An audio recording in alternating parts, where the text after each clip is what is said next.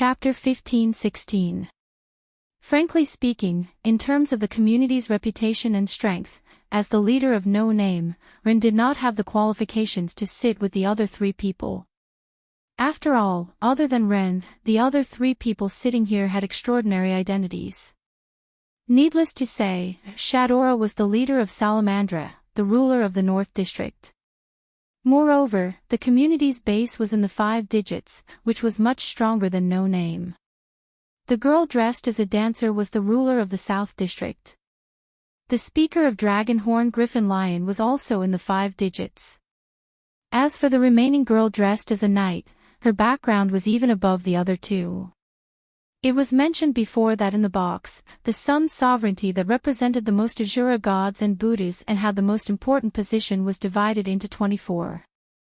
Among them, as the star spirit of the sun, the demon king White Yiksha, who had once represented the heavenly movement theory to dominate all the universes and become the center of all cosmology, only held 14 of them. Meanwhile, of the remaining 10 sun sovereigns, 6 were held by someone who similarly had the deepest connection to the sun. Even though she was a 3-digit number, she was an exceptional existence, able to stand on equal footing with the White Yiksha, someone who was revered as a queen by others. That queen was called the Queen of Halloween. This knight was the favorite of the Queen of Halloween. In other words, this girl was the subordinate of the Queen of Halloween, who was an exceptional existence even among the 3 digits. This time, it was the Queen of Halloween who sent this girl as her representative to participate in the crusade against Az Dakaha. Therefore, even the 2 rulers of the 5-digit ranks did not dare to slight the Queen Knight. Compared to these people, how could No Name, who had no flag and no name, and whose base was at the bottom of the box, have the qualifications to sit with them? Therefore, Ren felt nervous. Not knowing if it was because she saw Ren's nervousness, the girl dressed as a dancer smiled sweetly. Don't feel restrained, Ren. You have the qualifications to sit here. Sister Sarah is right, Ren. Shadora also showed an innocent and cute smile, but then she became serious again. This castle belongs to a member of your community, and a member of your community sacrificed himself to protect Salamandra and the residents of Blazing Flame City from Aziz Dakaha. Based on this alone, as the leader, you can sit here. Sandora's words made Ren's stiff expression disappear, replaced by a gloomy expression. It wasn't just Ren. Even Jiu Fei Niao and Kasuga Biao's faces turned dark. Black Rabbit's eyes turned red, and she almost cried. Only Letitia and Pest raised their heads to look at Shadora. Didn't I already say that? Letitia said with certainty. Master is not dead. How could that fellow possibly die? Pest curled her lips. The subordination contract between me and Letitia still exists. This is the best proof. I've said this many times, haven't I? Sarah, the leader of the Southern District, opened her mouth slightly but didn't say anything. Actually, this didn't prove anything. Although Letitia and Pest firmly believed that Noah was still alive if the subordination contract in their bodies still existed, it was also possible that the subordination contract had been transferred to someone else. That wasn't anything strange at all. In the box court, the game of favor was everything. Regardless of whose subordination contract it was, if the subordination contract was used as a wager or prize in the game of favor, the subordination contract would be transferred to the victor. Of course, Noah wouldn't use Letitia and Pest as a wager or prize in the game of favor and then lose the 2 girls. But apart from this, there was another method of transferring subordination contracts. That was, when the master belonged to a community, once the master died, the subordination contract might be automatically transferred to the community that the master belonged to, and the master would become the possession of the community. Letitia and Pest might very well be in such a situation.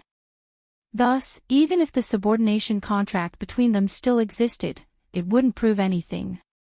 Because of this, apart from Letitia and Pest, Jiu Yuasuka, Kasuga Yori, Black Rabbit and the others all believed that Noah had met with a disaster.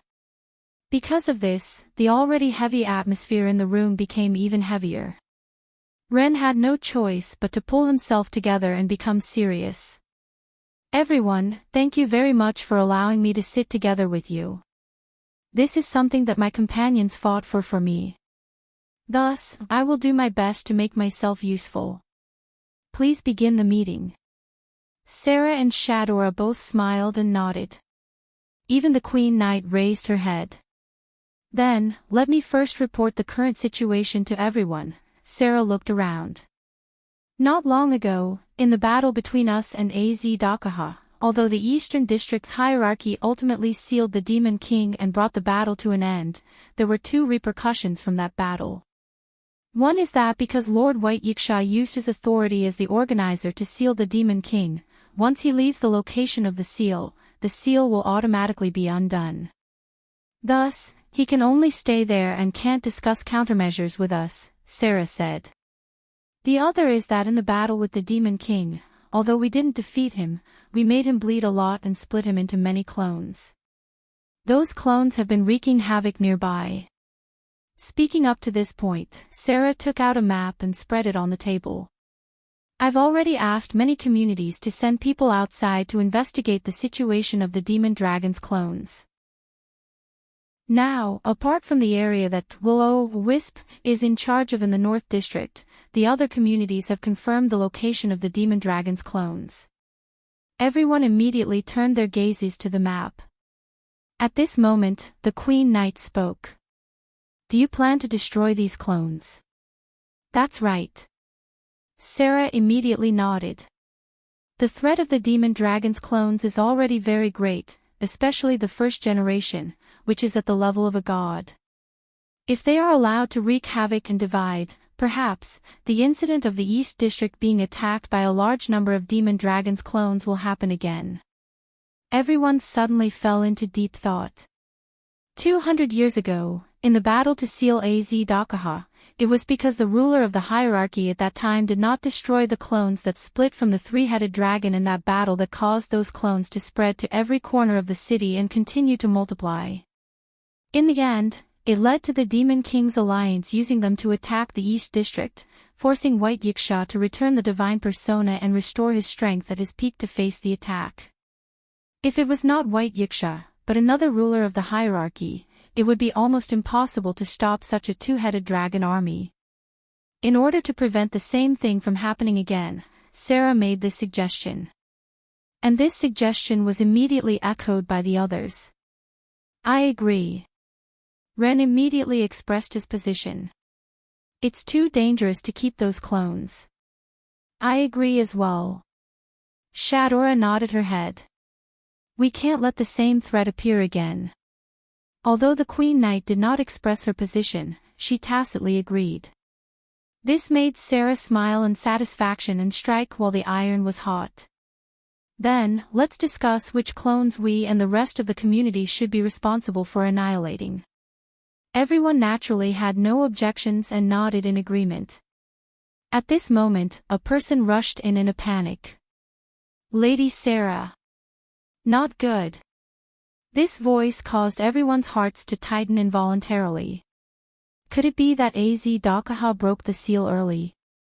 The next moment, what the person said made everyone heave a sigh of relief. Lady Sarah, Lord Griffith of the Two Wings had a conflict with someone at the entrance. Conflict? Sarah was stunned. Yes. The person glanced in the direction of Ren and the others. Moreover, the other party claims to be a member of No Name. This time, it was Ren and the others who were stunned. Chapter 15-17. It was just like what the person who reported to Sarah and the others said. At the entrance of the throne hall, Noah and the person called Griffith had a conflict. No. It was not right to call him a person. The person called Griffith had a pair of wings on his back. He was clearly not a human being. Moreover, this person brought 2 followers and blocked the entrance of the throne hall. He looked at Noah with a sneer, which made Noah frown. Hey! Aisya shouted in indignation. Why are you stopping us? Griffith glanced at Ai Xia. When he saw Jack, who was carrying Ai Xia, he spoke in disdain. I was wondering who it was. So it is the little girl from Will-O-Wisp and the clown. This has nothing to do with you. If you know what is good for you, then hurry up and leave. You. An angry expression appeared on Ai Xia's face. Just as she wanted to say something, she was interrupted by Jack. Ahahaha, perhaps this has nothing to do with us, but does it have anything to do with you, Griffith? Jack held the lamp. His eyes hidden under the pumpkin hole flashed red. Why are you stopping us? Isn't that nonsense? Griffith said as if it was a matter of course. This is the base of the dragon-horned griffin lion. Only the community of the rulers of the hierarchy can enter. You guys, where do you think you are going to stay? What Griffith said was not without reason. If there was no reason, he naturally would not allow people to enter his own base. The problem was that this guy's tone was quite nasty. To be more precise, it should be said that he was quite arrogant. For some reason, Griffith seemed to think that he was superior and did not care to be polite to Noah and the others. Facing such a person, Noah only narrowed his eyes and spoke indifferently. That can't be right. Other than the rulers of the hierarchy, there seems to be another community stationed here. You are talking about that no-name. Griffith raised his eyebrows and laughed coldly. That kind of a no-name that doesn't even have a name or flag. Who would remember it? When he said this, Ai Xia and Jack's face immediately changed. You. Ai Xia said somewhat angrily. The member of that community is a human hero who severely injured Az Dakaha and saved the lives of all the people in the northern district of Blazing Flames. Is that how you treat the community of human heroes? Human hero. Griffith scoffed. They don't even have wings, and they need the help of grace to fly. Just a random one of them ran out to be cannon fodder, and they can be called heroes. How laughable. What did you say? Ai Xia was finally angry. Not to mention Ai Xia, even Jack's eyes, which were hidden under the pumpkin, flashed with a bright red light. Under such circumstances, it was Noah who was the calmest. Then who are you? Hearing this, Griffith's eyes widened, and the disdain on his face became even stronger. At this time, one of Griffith's followers shouted loudly. You don't even know the leader of the Two Wings, Lord Griffith of Handsome Eagle. Where did you come from, you country bumpkin? Handsome Eagle. Noah's gaze turned to Griffith. The so-called Handsome Eagle referred to the high-level life form born from the union of a griffin and a draconic horse. It was known as the third fantasy species, and was the name of the next generation of illusion beasts. In the box, life forms with one race's genes were low-level life forms, and life forms with two or more race's genes were high-level life forms. For example, Luos, who was a demigod born from the bloodline of gods and humans, was a high-level life form. And from a high-level life form, a life form with three or more races genes was known as the third fantasy species. Griffith was the handsome eagle of the third fantasy species. Moreover, he was the leader of the Two Wings. When the Two Wings community was mentioned, it was necessary to mention the Southern District's hierarchy, the dragon-horned griffin lion. The dragon-horned griffin lion, in the Southern District's hierarchy, was actually not a community, but an alliance formed by 6 communities. The members of this alliance formed various communities based on their physical characteristics. These communities were the Horn, 2 Wings, 3 Tails, 4 Legs, 5 Claws, and 6 Wounds.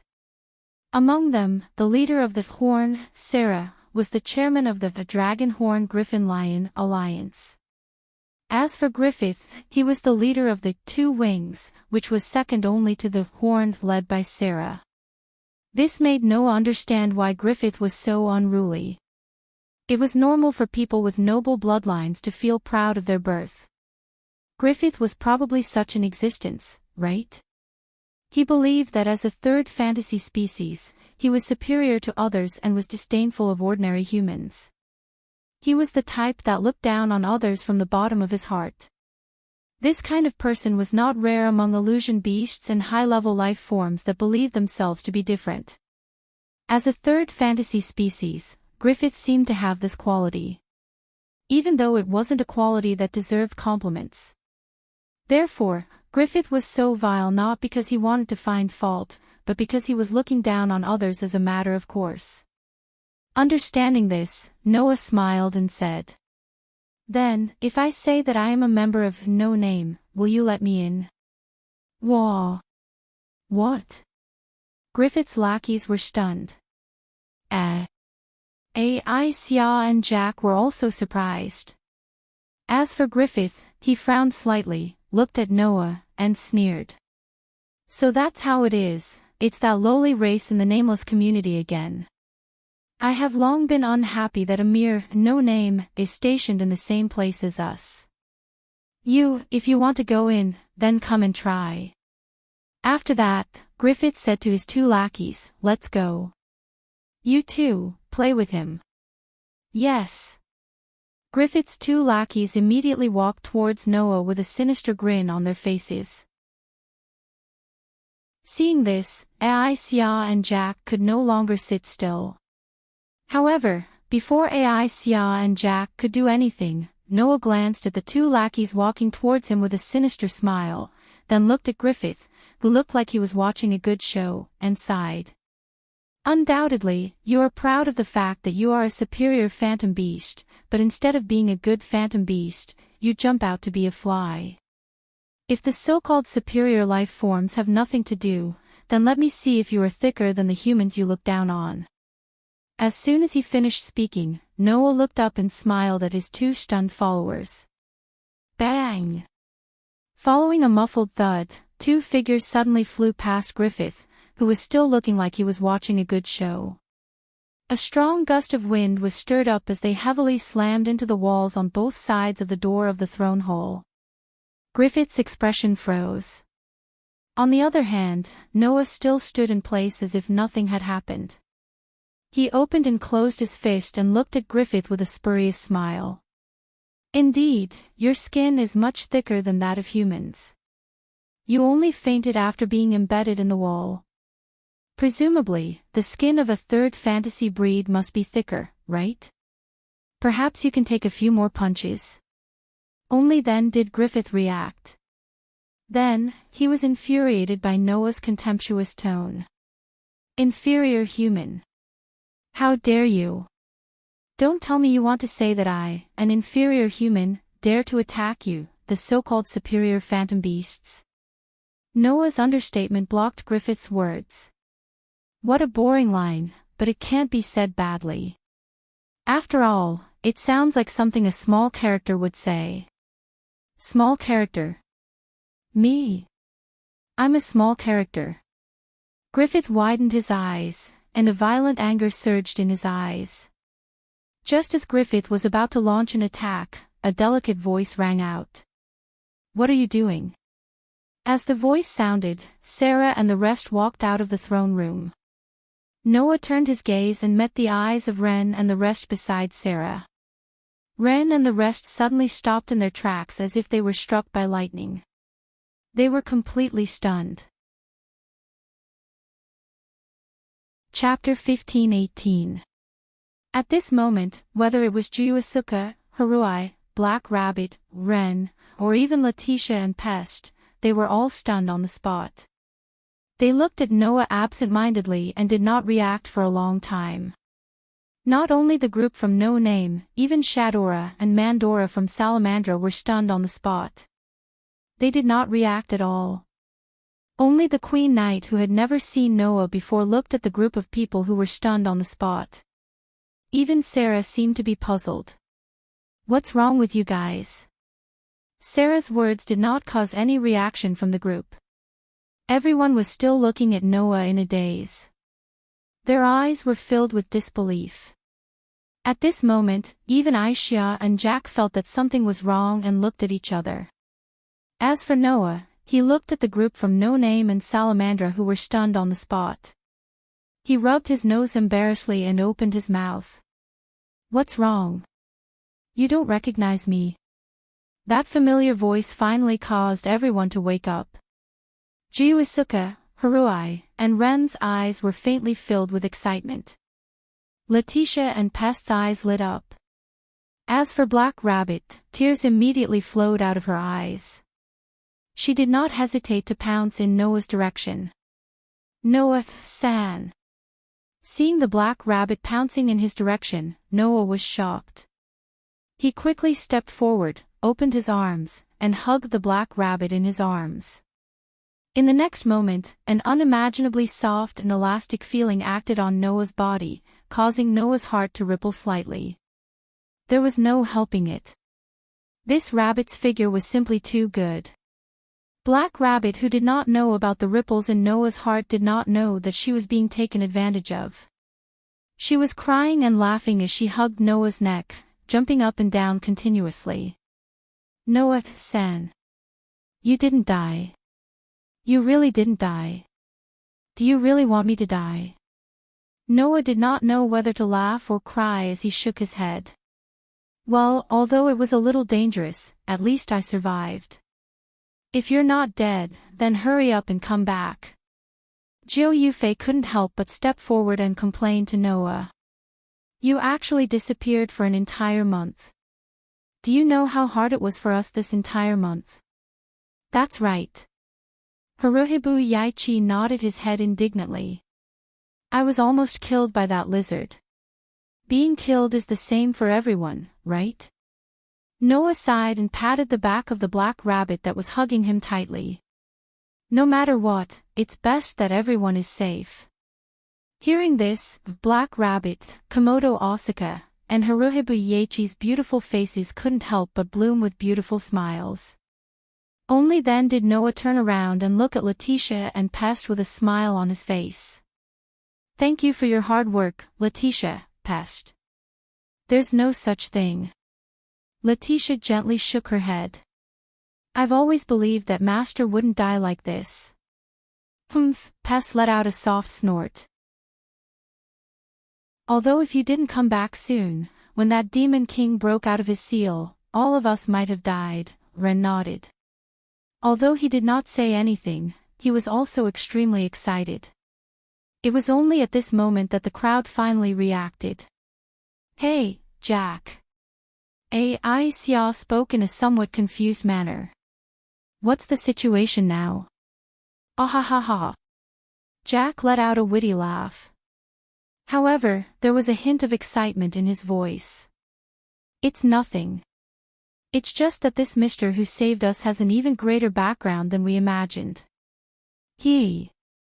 Sarah looked at Noah with a somewhat astonished expression. He's that hero from No Name. That's right, Sister Sarah. Shadora nodded her head heavily. Her eyes were actually filled with admiration as she looked at Noah. He's the hero who helped us stop that ancient demon king. He's the hero who saved everyone in the city of raging flames. At the side, the Queen Paladin stared at Noah and fell into silence. Seeing that everyone's attention was drawn away by Noah, Griffith, who was ignored, shouted angrily. All of you, get out of my way. I'm going to tear that lowly monkey apart. Griffith's roar finally reminded everyone of his existence. What's wrong? Sarah frowned. What happened? Ren and the others turned their gazes to Noah, their eyes filled with questions. Seeing this, Noah curled his lips and said, It's nothing. It's nothing. I've just been pestered by some blind flies. Fly. The anger in Griffith's heart was about to explode. Veins even popped out on his temples, and his entire body trembled. You actually said that I'm a fly. You said that my third fantasy breed is a fly. What? Don't tell me you want to say that you don't look like a fly. Noah mocked. Indeed, flies aren't as big as you. Then, I'll correct you and call you a big fly for the time being. Noah's sarcasm finally made Griffith's anger completely erupt. Damn lowly monkey. Amidst the roar, Griffith's body suddenly expanded and slowly changed shape. Beep, beep, beep. Bolts of lightning flashed from Griffith's body. Griffith twisted and transformed in the lightning and gradually shed his human form, revealing his original form. Not long after, an alien beast appeared in front of everyone. It was a phantom beast whose upper body was a vulture and lower body was a horse, but the horse's body was covered in scales. The winged man image up until now was only forged by Griffith with the gift of humanization. The current half-vulture, half-horse form was the true form of the third fantasy breed eagle. Seeing Griffith reveal his original form, everyone was shocked. Griffith! Sarah shouted angrily. What are you doing? Shut up!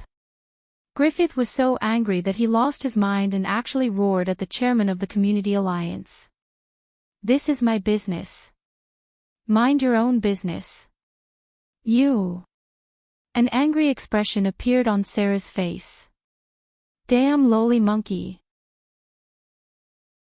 Griffith was completely unaware of Noah's true identity and stared at him with a ferocious gaze.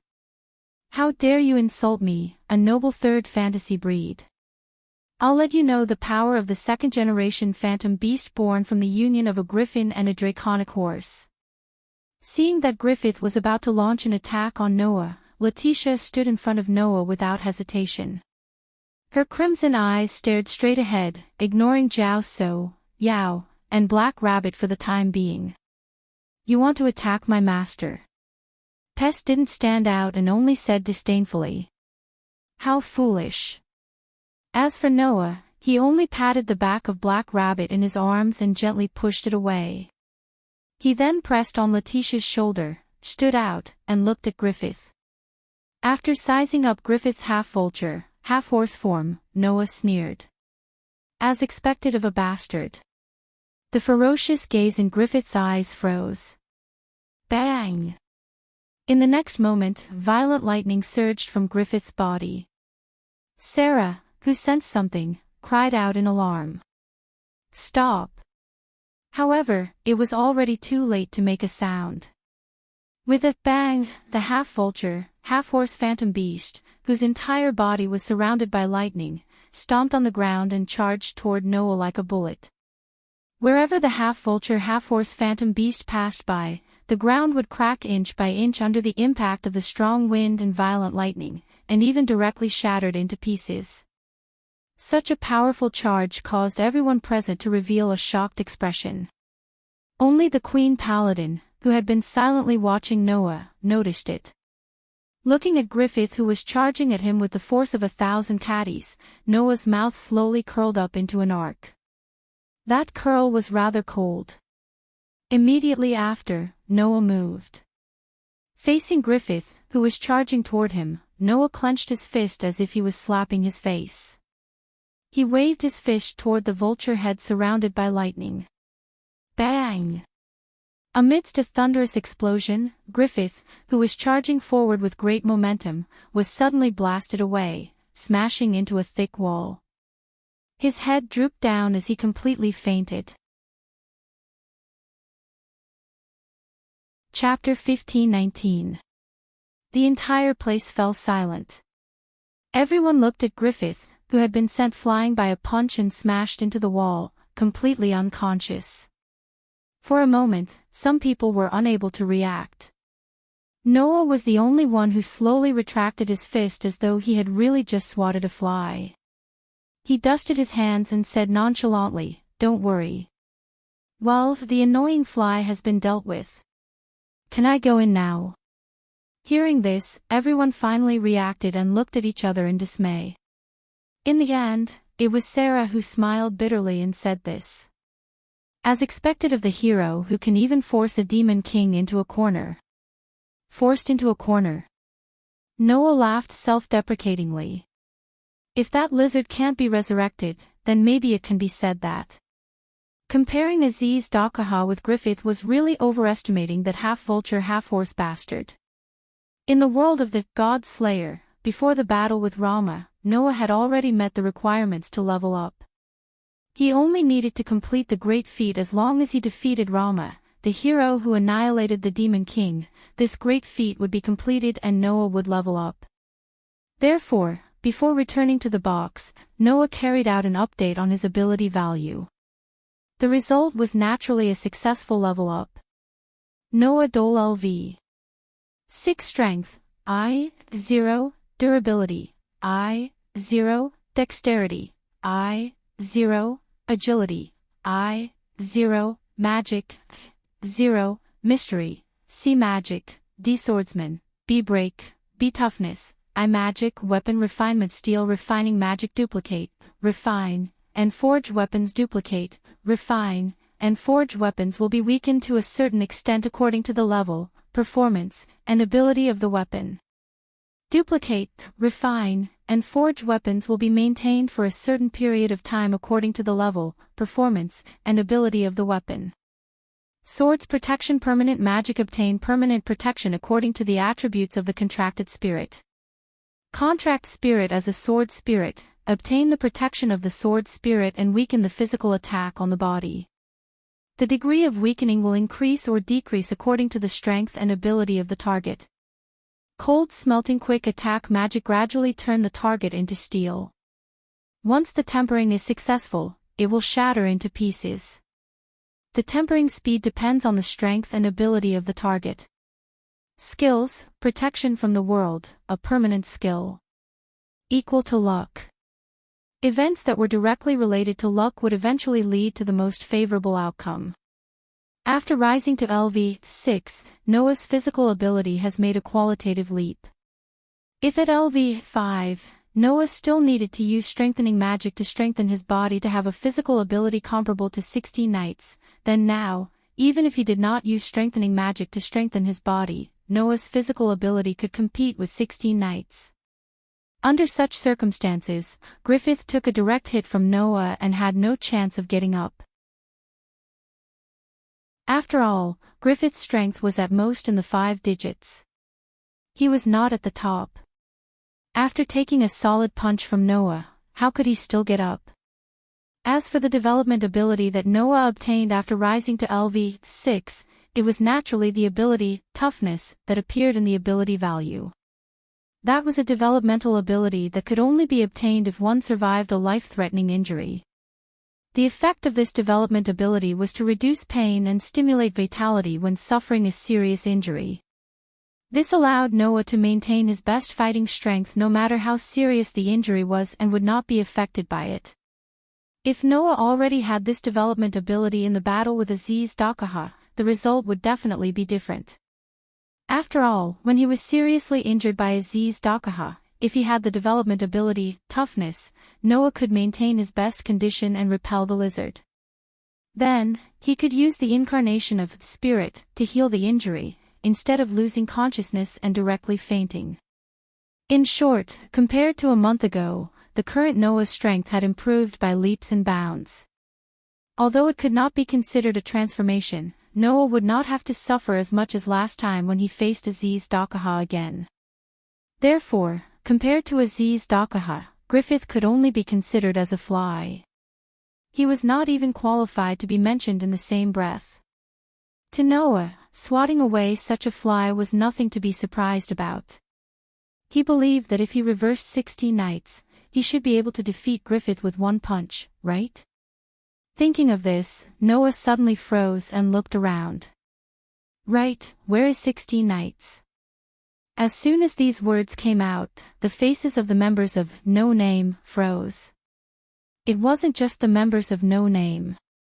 Even Sarah and Shadora were dumbfounded. They didn't know what to say. Seeing this, Noah had an ominous premonition in his heart. The pungent smell of medicine filled the space. This was a simple ward. It was obvious that the room had been temporarily vacated. In such a simple ward, there was a bed. On the bed, 16 knights was lying there.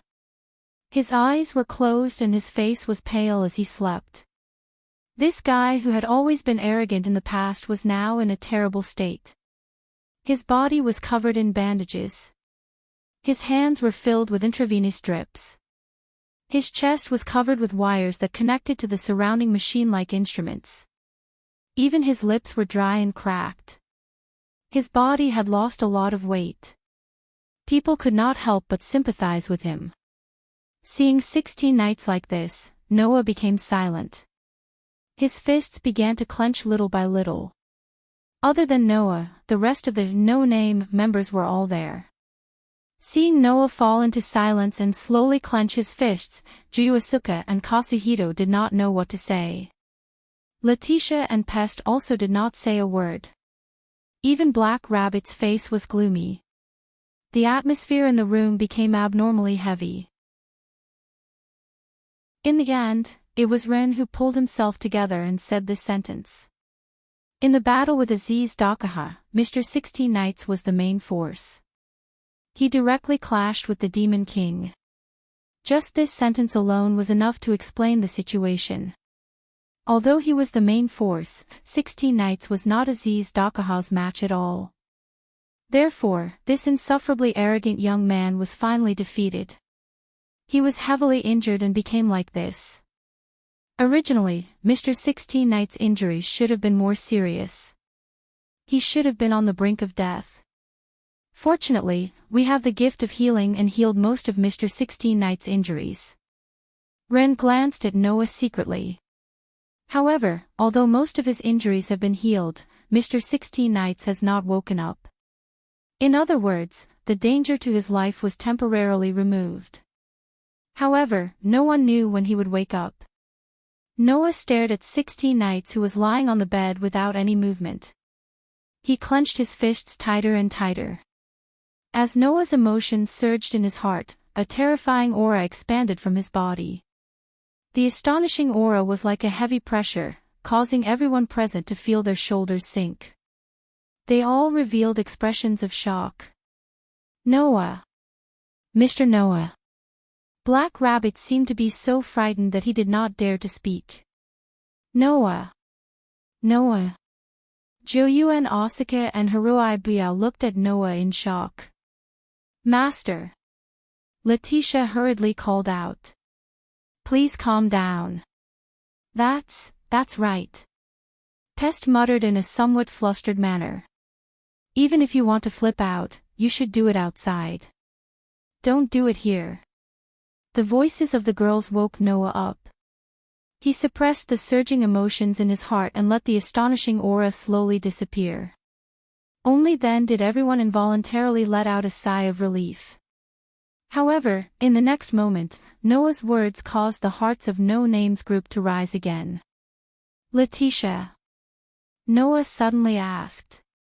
Where is that lizard sealed? Letitia hesitated for a moment but chose to obediently answer. It's not far from here. White Yiksha is also there. He has been guarding the seal. Is that so? Noah nodded. Tell me the place. I'll go and take a look. Letitia was completely hesitant. In the end, she could only nod helplessly. Chapter 15:20. The sky was still gloomy, without a single ray of sunlight, making those who saw it feel depressed. In the distant sky, a stream of light swept past at an extreme speed, cutting through the sky, flying forward at an extremely fast speed. The speed of the stream of light was very fast, almost comparable to a real meteor. Therefore, in the blink of an eye, the stream of light that cut through the sky swept over the outer area and stopped, revealing the full appearance of the inner area. The person who came was naturally Noah. It should be here, right? Noah compared the location provided by Letitia, then lowered his head and looked down. What entered his eyes was a ruin. There was almost no intact building, the air was filled with the smell of smoke, and the ground was also full of craters, as if the ruins had been destroyed by the flames of war. Looking at the ruins, the energy in Noah's energy source was all converted into magic power in an instant, flowing inside his body and the next moment, Noah's pair of eyes flickered slightly. That was the sign of the activation of enhanced magic. Although Noah had always been using enhanced magic to strengthen his physical ability, the use of this magic was actually very broad. If used on a fan, it could strengthen the wind. If used on a light bulb, it could increase the brightness. If used on a wooden board, it could increase the hardness.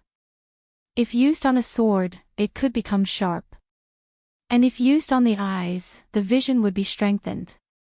At this moment, Noah's vision was almost improved to the level of an eagle's eye, sweeping across the ruins below, and finally stopping at a place.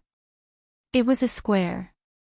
A very vast square that looked like it had just been opened up.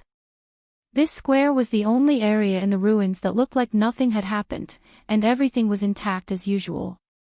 In such an area, a woman with waist-length silvery hair that was as soft as moonlight was sitting cross-legged there. She gave off the illusion that her hair was shining like sunlight. The woman's head was pierced with a bell hairpin, and she was wearing a purple and white kimono. Her appearance was picturesque, but her temperament was quite elegant. From her appearance, this beautiful woman's age was about 20 years old. The person Noah was looking for, in his memory, only had the appearance of 11 or 12 years old. The two, from the appearance, were obviously not the same person. However, in this box full of asuras, gods, and Buddhas, what kind of strange power was there? Hiding one's appearance was as simple as it could be. Therefore, although the appearance did not match, Noah could be sure that she was the person he was looking for. Thus, Noah slowly landed on the ground. The silver-haired woman seemed to have noticed something. She opened her eyes and looked in front of her. When she saw Noah standing in front of her, her eyes immediately widened and she exclaimed in shock. "You," Noah smiled helplessly when he saw the shocked expression on the man's face. "Let me tell you first. You didn't see wrongly, White Yiksha." Yes. The beautiful silver-haired woman in front of him was the sun's astral spirit White Yiksha. She had returned Yiksha's divine spark and retrieved all her powers as an astral spirit. She was an existence known as the White Night King. You. The shock on White Yiksha's face turned into pleasant surprise. So you didn't die? Just a little. Noah laughed bitterly. Just a little. No matter how much you missed, it's best that you survived. White Yiksha felt joy from the bottom of her heart. You beat that demonic dragon to the point where its heart was exposed, but failed to kill it. I thought you had really lost at the final moment. In fact, I did lose. Noah spread his hands. I lost to the human's final trial. Lost to the human's final trial. White Yiksha seemed to understand the meaning behind Noah's words as she looked at Noah with deep meaning. That is to say, you didn't lose to Az Dakaha? Noah smiled without a word. He lowered his head and looked at the ground. His dark eyes flickered slightly. That lizard is now sealed underground, right? That's right. White Yiksha's expression immediately turned complicated. I never expected that even with my authority as the organizer, I was unable to seal it permanently. Az Dakaha's ability has indeed exceeded my expectations. If even the famous White Night King says so, then it's right. Noah sighed. From the looks of it, the two of us are in the same boat.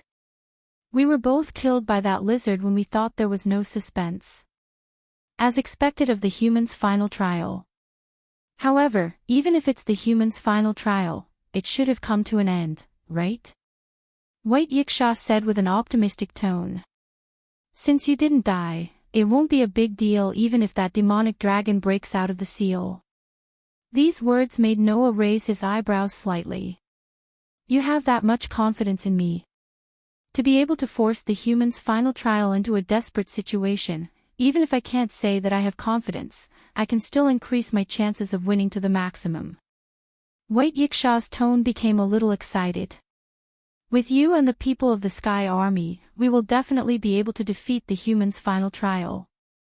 Hearing White Yiksha mention the existence, Noah's eyes flickered again.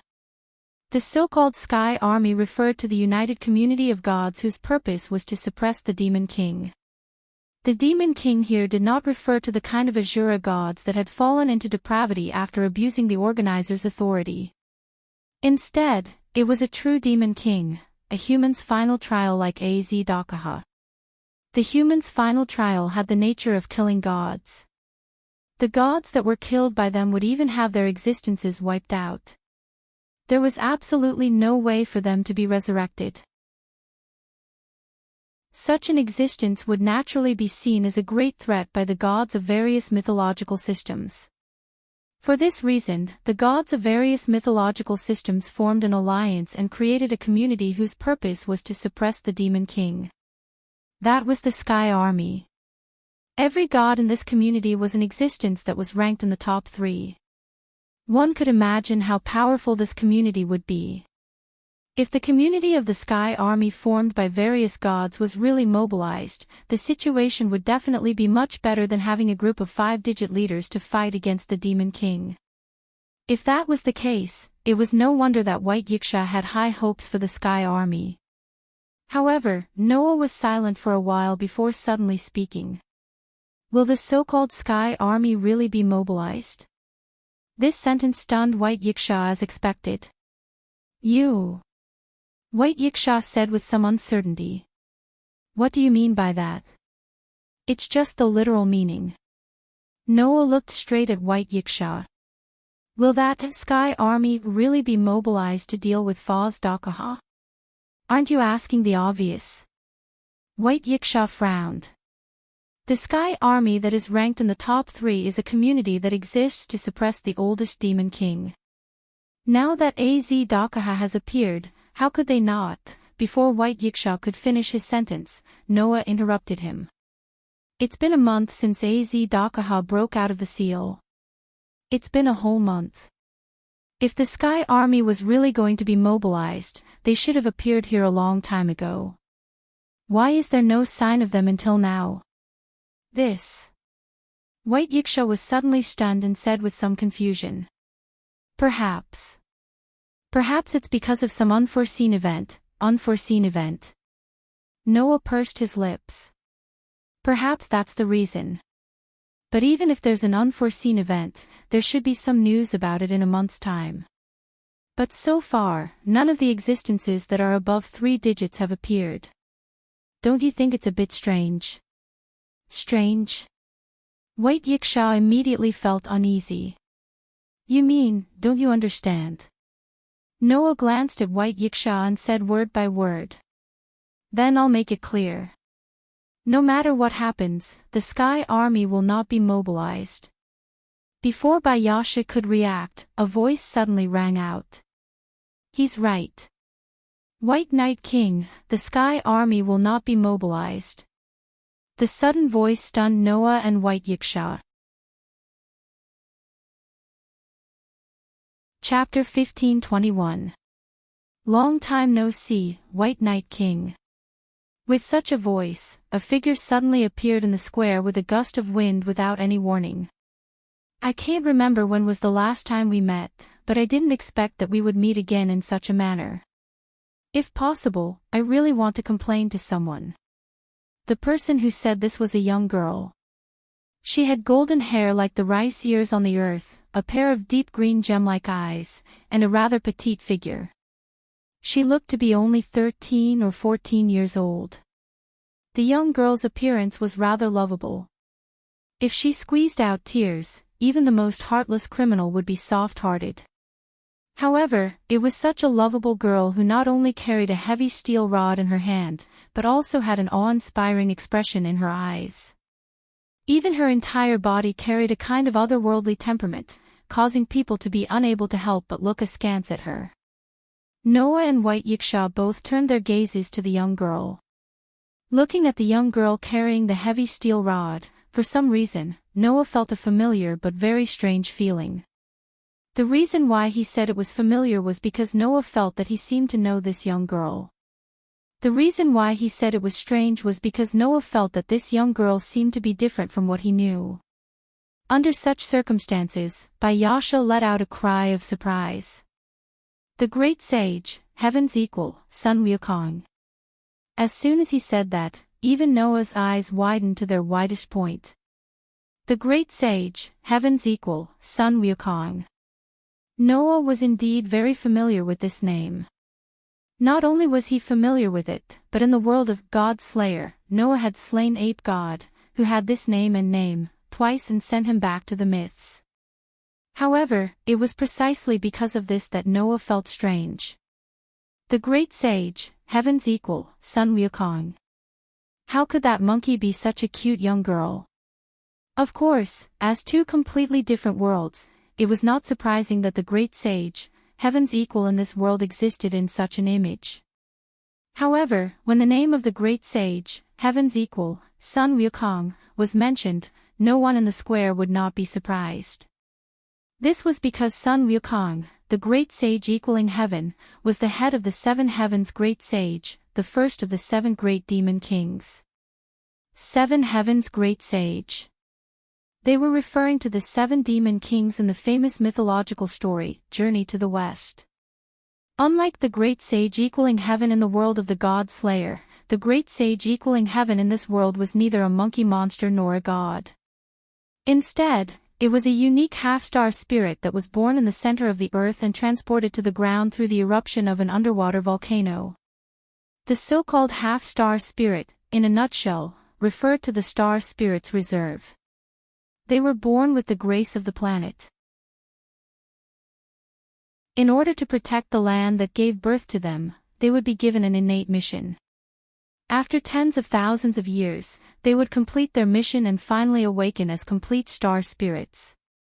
The great sage, heaven's equal, was such an existence. However, this half-star spirit was separated from the center of the planet due to a change in the Earth's crust. It was washed up to the surface and was born on the peak of the mountain of flowers and fruit. Thus, it was not given the mission of becoming a half-star spirit and could not be awakened as a complete star spirit. However, even so, the great sage, heaven's equal, was still one of the strongest star spirit candidates. His strength was unquestionable. In terms of pure fighting strength, the great sage, heaven's equal, was not inferior to the main gods of the various god groups. In this way, she was given a 3-digit status in the box court. However, just like what was recorded in Journey to the West, the great sage, heaven's equal, had a falling out with the gods. In ancient times, he had started a fierce battle with many god groups. Before and after that battle, the 6 demon kings recorded in Journey to the West, who agreed with the great sage, heaven's equal's ideals and were willing to fight for him, became sworn brothers with him. They formed an alliance to fight against the heavens together. That alliance was the 7 heavens great sage. The 7 demon kings under the 7 heavens great sage each called themselves Great Sage. The great sage, heaven's equal, Sun Wukong. The great sage, heaven's equal, Bull Demon King. The great sage, Ocean Cover, Dragon Demon King. The great sage, Chaotic Heaven, Rock Demon King. These were all famous demon kings in Journey to the West. As for the other 3, one was wandering in a foreign land, while the other 2 died in a great battle with the Jade Emperor and other Taoist gods. Even their souls were suppressed in hell, never to be reincarnated. Even so, the great sage, heaven's equal, still teamed up with the remaining 4 demon kings and turned the heavens upside down. They killed their way up to the 3-digit level of the heavens before finally being defeated by Shakyamuni and being imprisoned for 500 years. Later, the great sage, heaven's equal, took Xuanzang Sanzang as his master and went to India to seek the true scriptures and convert to Buddhism. This was a legacy that everyone knew. In other words, this seemingly weak girl had once led several demon kings in a fierce battle with many god groups in the upper echelons of the heavens. In the end, she even killed their way up to the 3-digit level, an existence that countless gods feared. How could Noah not be shocked? If Noah was shocked, White Yiksha was even more shocked. Seeing Noah and White Yiksha's extremely shocked expressions, the great sage, Heaven's Equal, scratched his head and complained.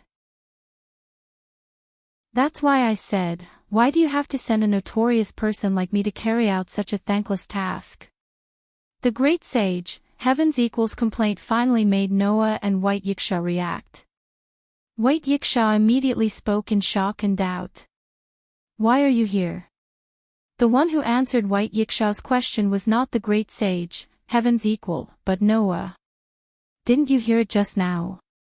Noah looked at the great sage, Heaven's Equal, with a faint smile.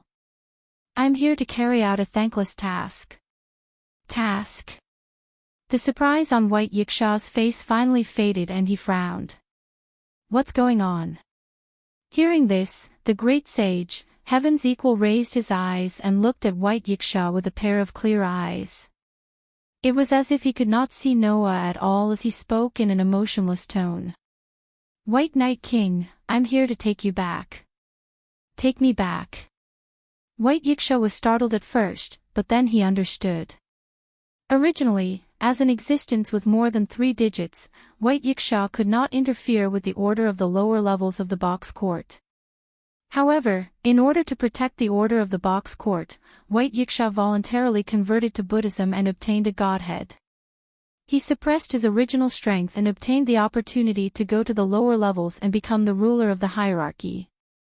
Now, White Yiksha had already returned the godhead. Of course, he could not continue to stay here. The great sage, Heaven's Equal, was here to take White Yiksha back. "Wait. Wait a minute." White Yiksha hurriedly said. "Now is not the time. The humans have not been defeated in the final trial. There's no need for that." The great sage, Heaven's Equal, suddenly said. "The gods of the upper class have decided to abandon the existing human history, destroy this box court world, and build a new box court. Only those with a population of more than 4 digits have the right to move to the new box court. Those with a population of less than 4 digits and lives will be abandoned." The declaration was like a bolt from the blue, leaving White Yiksha completely dumbfounded on the spot. "I see. Is that why the Sky Army hasn't moved?" Noah sneered. "Because they don't want to defeat AZ Dakaha at all. Instead, they are prepared to use the entire box court as AZ Dakaha's cage and abandon it altogether." "Impossible." White Yiksha could not help but raise his voice. Then, he stared at the great sage, Heaven's Equal. "How can such a thing happen?" Faced with White Yiksha's stare, the great sage, Heaven's Equal, announced with an attitude that seemed to be able to strangle all personal feelings. "White Night King, don't take any chances. The lower levels are hopeless. Existences with more than 4 digits have already agreed to abandon the current box court and build a new one. If you want to open up a new world, you need more than half of the sun's sovereignty. Therefore, the upper level has asked me to take you back." This sentence completely shattered White Yiksha's hopes of luck. "Stop joking." Following White Yiksha's angry roar, a terrifying pressure rose from his body and turned into a substantial shock wave.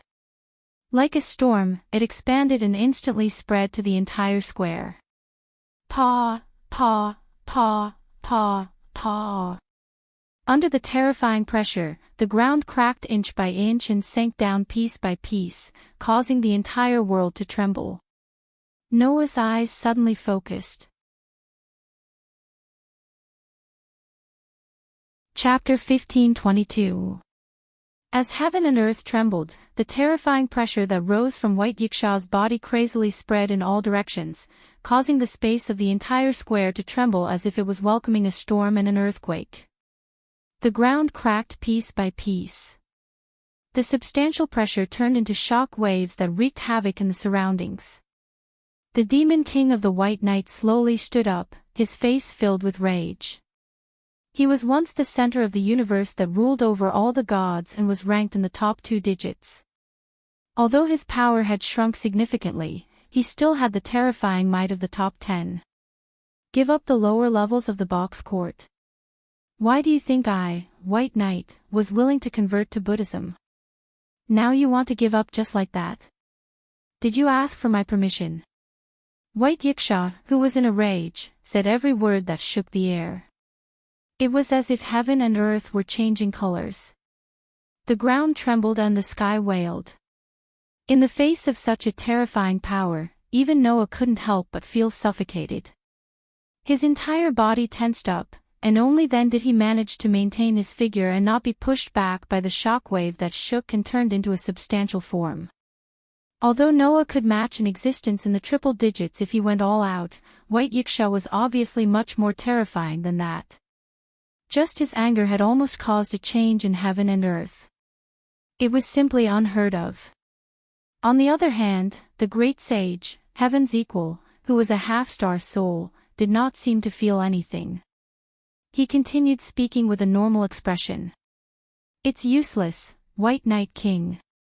The god groups in the upper levels have already agreed to the plan to create a new box court. Even if you don't agree, it's useless. Those guys will not send the Sky Army to deal with AZ Dakaha. In that case, I don't need the help of those idiots. White Yiksha was furious. I will bring down AZ Dakar. No, you can't do it. You know this best. You even used your authority as the organizer, but you still can't do anything to AZ Dakaha. You can no longer threaten that devil dragon. The great sage, Heaven's equal, pointed out the crux of the matter. Moreover, if you make such a choice, the enemies you will face will not only be the humans in the final trial, but also all the gods above the three-digit number. After all, they must obtain the sovereignty of the sun from your hands, or else the new box court will not be able to be established. Those fellows want to seize the sovereignty of the sun from my hands. White Yiksha was so angry that he laughed. It seems that I've been abiding by the law for too long. Those guys who didn't even dare to breathe in front of me have forgotten that I also have a temper. Very well, bring all those B** stars here. Let's see whether they can do anything to me. As Bayasha's emotions became more and more agitated, his soft, waist-length silver hair began to undulate slightly, emitting a sun-like radiance and heat. Suddenly, the temperature of the entire space kept rising, causing the ground to dry up bit by bit as if it was being baked, and steam rose up. Undoubtedly, he hadn't used a single bit of power. Just the fluctuations of his emotions had caused such a commotion. The top 10 sun-star spirits were indeed terrifying.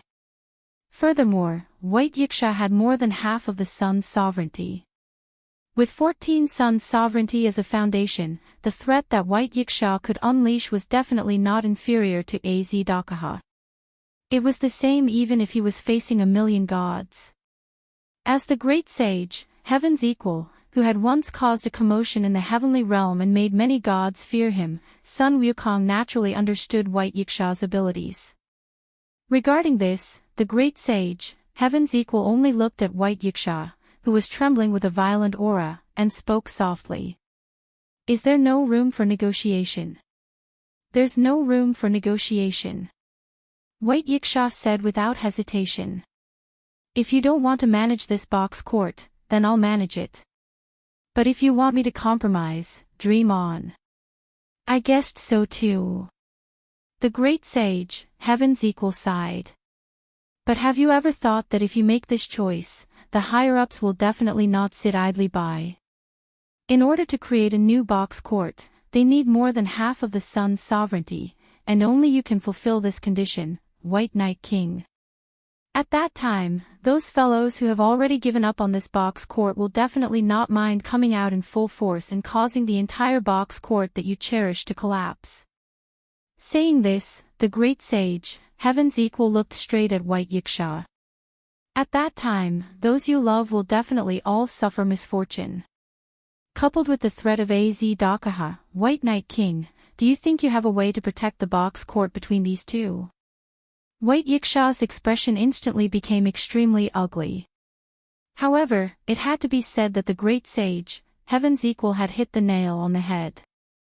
Az-Dakaha alone was enough to bring unimaginable disaster to the entire box court. If at this time, there were also the attacks of the three-digit number of gods in the box court, then even if White Yiksha had the power to contend with them, what could he do? The so-called being unable to split himself up referred to this. Even if it was White Yiksha, there was no way to deal with the three-digit number of Azura gods one by one while dealing with Az-Dakaha.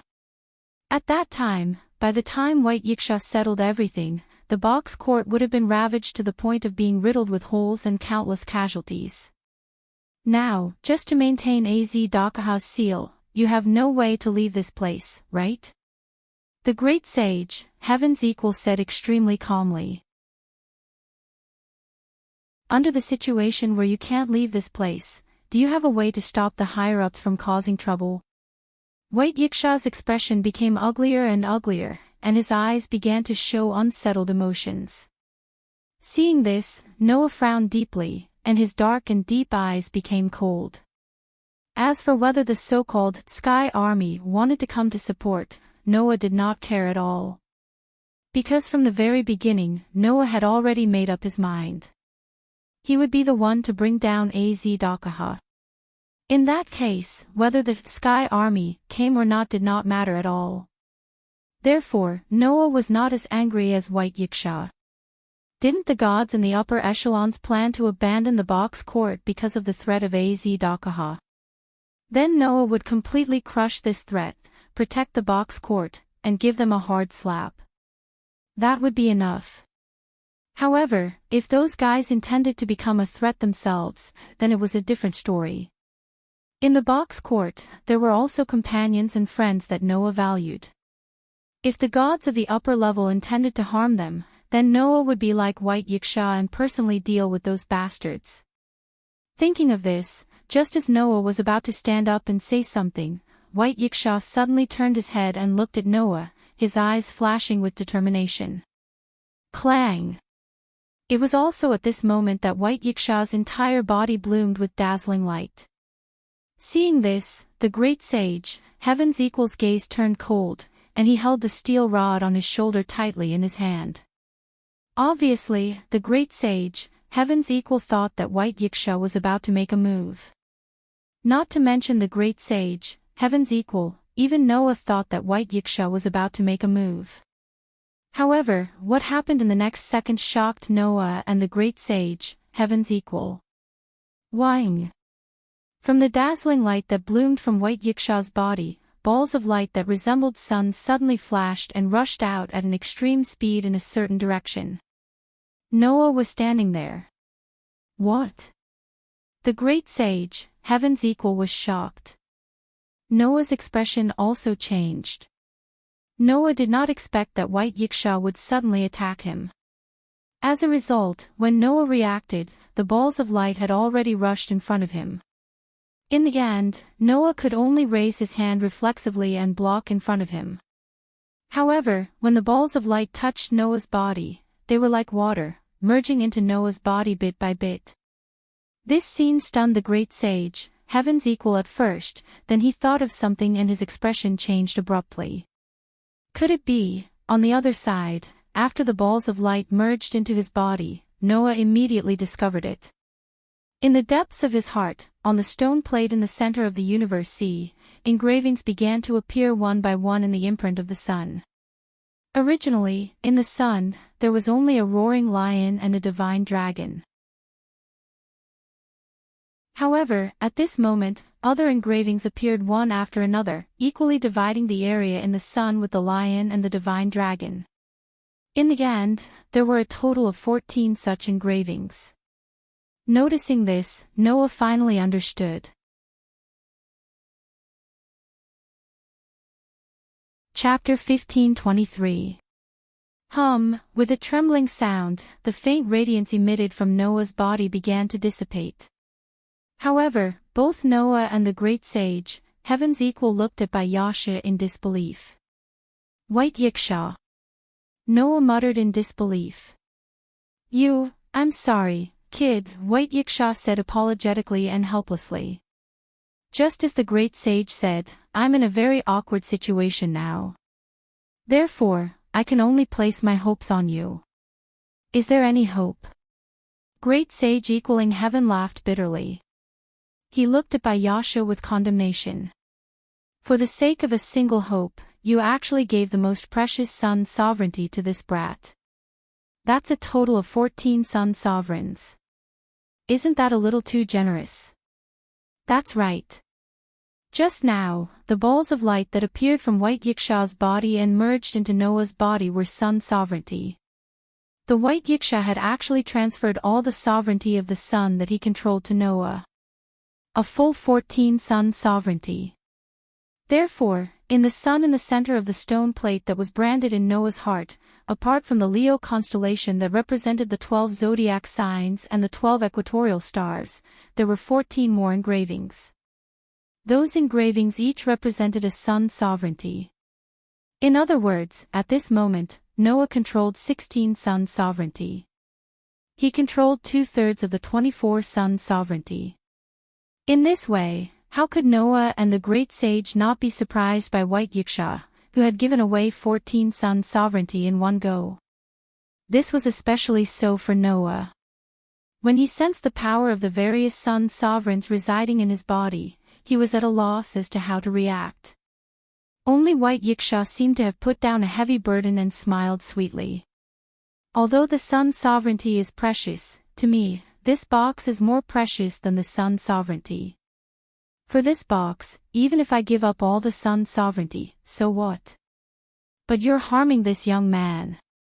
The great sage, heaven's equal, was a little angry. The sovereignty of the sun is precious and special. It is something that even the gods of the heavenly realm pursue. In terms of preciousness, even the another cosmology at the center of the pantheon cannot compare to it. Such a gift, if any one of them were to appear, could cause the various pantheons to vie for it. In the past, it was because so much of the sovereignty of the sun was held by you, the White Night King, that others did not dare have any ideas. Now, you have bestowed all of them to a human. Aren't you bringing disaster to him? Wasn't that so? For the sovereignty of the sun, the Demon King Alliance did not hesitate to attack the east, south, and north regions in an attempt to kill all the rulers of the hierarchy and occupy the position of the full ruler of the hierarchy. This was because if one sat in the position of the leader of the hierarchy, they would be able to obtain the sovereignty of the sun. For the sake of sovereignty over the sun, Gajiel had not hesitated to break the seal of humanity's final trial, plunging the entire box court into an abyss of suffering. This was because there was a sun sovereign in Az Dakaha's seal. Now, for the sake of sovereignty over the sun, the various pantheon had sent the great sage, heaven's equal, to find White Yiksha and did not hesitate to declare war on him. One could imagine how precious the sovereignty of the sun was. Just as the great sage, heaven's equal, had said. In terms of preciousness and uniqueness, the sovereignty of the sun was even above the another cosmology. Therefore, for a long time, only the White Yiksha and the Queen of all Saints could openly hold multiple sun sovereigns without being coveted by the major god groups. There were only 4 sun sovereigns that were wandering in the human world. Now, White Yiksha had given Noah the sun sovereigns that even the various pantheon coveted. Furthermore, there were as many as 14 of them. This would definitely cause the greed in the hearts of the various pantheon to erupt. Especially now that more than half of the sun sovereigns were needed to create a new box court, Noah, who held all the sun sovereigns given by White Yiksha, would definitely become the target of all the pantheon. If things went wrong, Noah would become the hunting target of all the Asura gods and Buddhas in the box court. This was undoubtedly harming others. After all, an ordinary man was innocent, but treasuring a jade ring was a crime. It was impossible for White Yiksha not to understand this. Therefore, White Yiksha glanced at the extremely angry great sage, heaven's equal. I say, Wukong, aren't you underestimating this little guy too much? The great sage, heaven's equal, was instantly stunned. Meanwhile, White Yiksha thought of many incredible things about Noah. For example, when they first met, he had sensed the power of the sun's child from Noah's body. For example, when he faced the devil star spirit, Argel, Noah had displayed many incredible god-level bestowal weapons. For example, when the Eastern District was attacked by the two-headed dragon army, Noah had single-handedly blocked the disaster that even White Yiksha had to return his god level and retrieve all his power to resolve. Another example was his battle record of single-handedly fighting Az-Dakaha, one of the most ferocious demon kings in history who could even repel a million pantheon, into a desperate situation. Thinking of this, White Yiksha turned his head and looked at Noah with strong trust in his eyes. I believe that this little guy will definitely be able to replace me and guard this box. Even if he faces a sky full of Asura gods and Buddhas, it will be the same. White Yiksha's words without any confusion made the great sage, Heaven's equals eyes flicker rapidly. Even Noah was at a loss when he heard these words. Noah never knew that White Yiksha would actually trust him so much that he would not hesitate to give him all the precious sovereignty of the sun. At this time, White Yiksha's voice sounded in Noah's heart without any warning. Sorry, kid, this is how it is. I can only trouble you to deal with the pantheon for the time being. If you are affected by those guys and lead to Az-Dakaha breaking out of the seal, then things will really be troublesome. Hearing this voice, Noah's eyes flashed slightly. Yasha's plan could be understood without needing to be said. In order to prevent the situation from deteriorating to the worst, White Yiksha was prepared to work with Noah. In order to maintain the seal, White Yiksha had to stay here. Transferring all the sovereignty of the sun to Noah was because White Yiksha believed that Noah could protect the sovereignty of the sun. Secondly, it was to divert attention and make the gods of heaven focus on Noah. Otherwise, if White Yiksha could not leave this place and engaged in a fierce battle with the pantheon, it would definitely lead to Az-Dakaha breaking out of the seal. At that time, one side would be a sky full of Asura gods and Buddhas, and the other side would be the humans' final trial. For the entire box, it would be an unimaginable disaster. For this reason, White Yiksha chose to attack them one by one.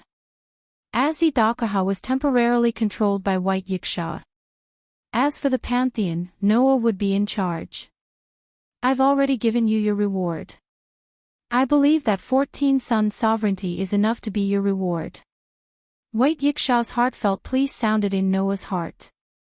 So, please, Noah, help me guard the box. Noah fell silent. However, it had to be said that White Yiksha's heartfelt words had indeed raised Noah's fighting spirit. Wasn't this good? After all, if the pantheon was prepared to affect the lower realm, Noah would not sit idly by. Now, it was just a matter of simplifying things. Although you came here to bring back White Yiksha, your main goal is still the sovereignty of the sun, right? Noah turned his gaze to Great Sage equaling heaven and said lightly. Then, now that the sovereignty of the sun is in my hands, what do you plan to do? Great Sage equaling heaven's brows finally furrowed tightly.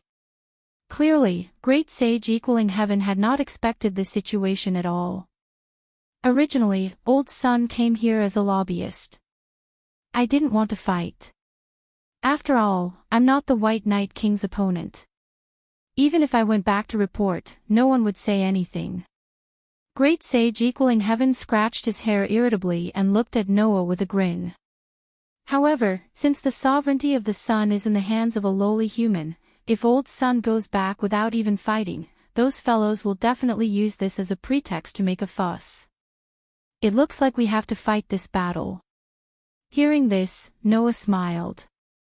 His smile was somewhat cold. Then bring it on. Chapter 15:24. Boom. No one knew when it started, but in the dark clouds above the gloomy sky, a bolt of lightning suddenly appeared.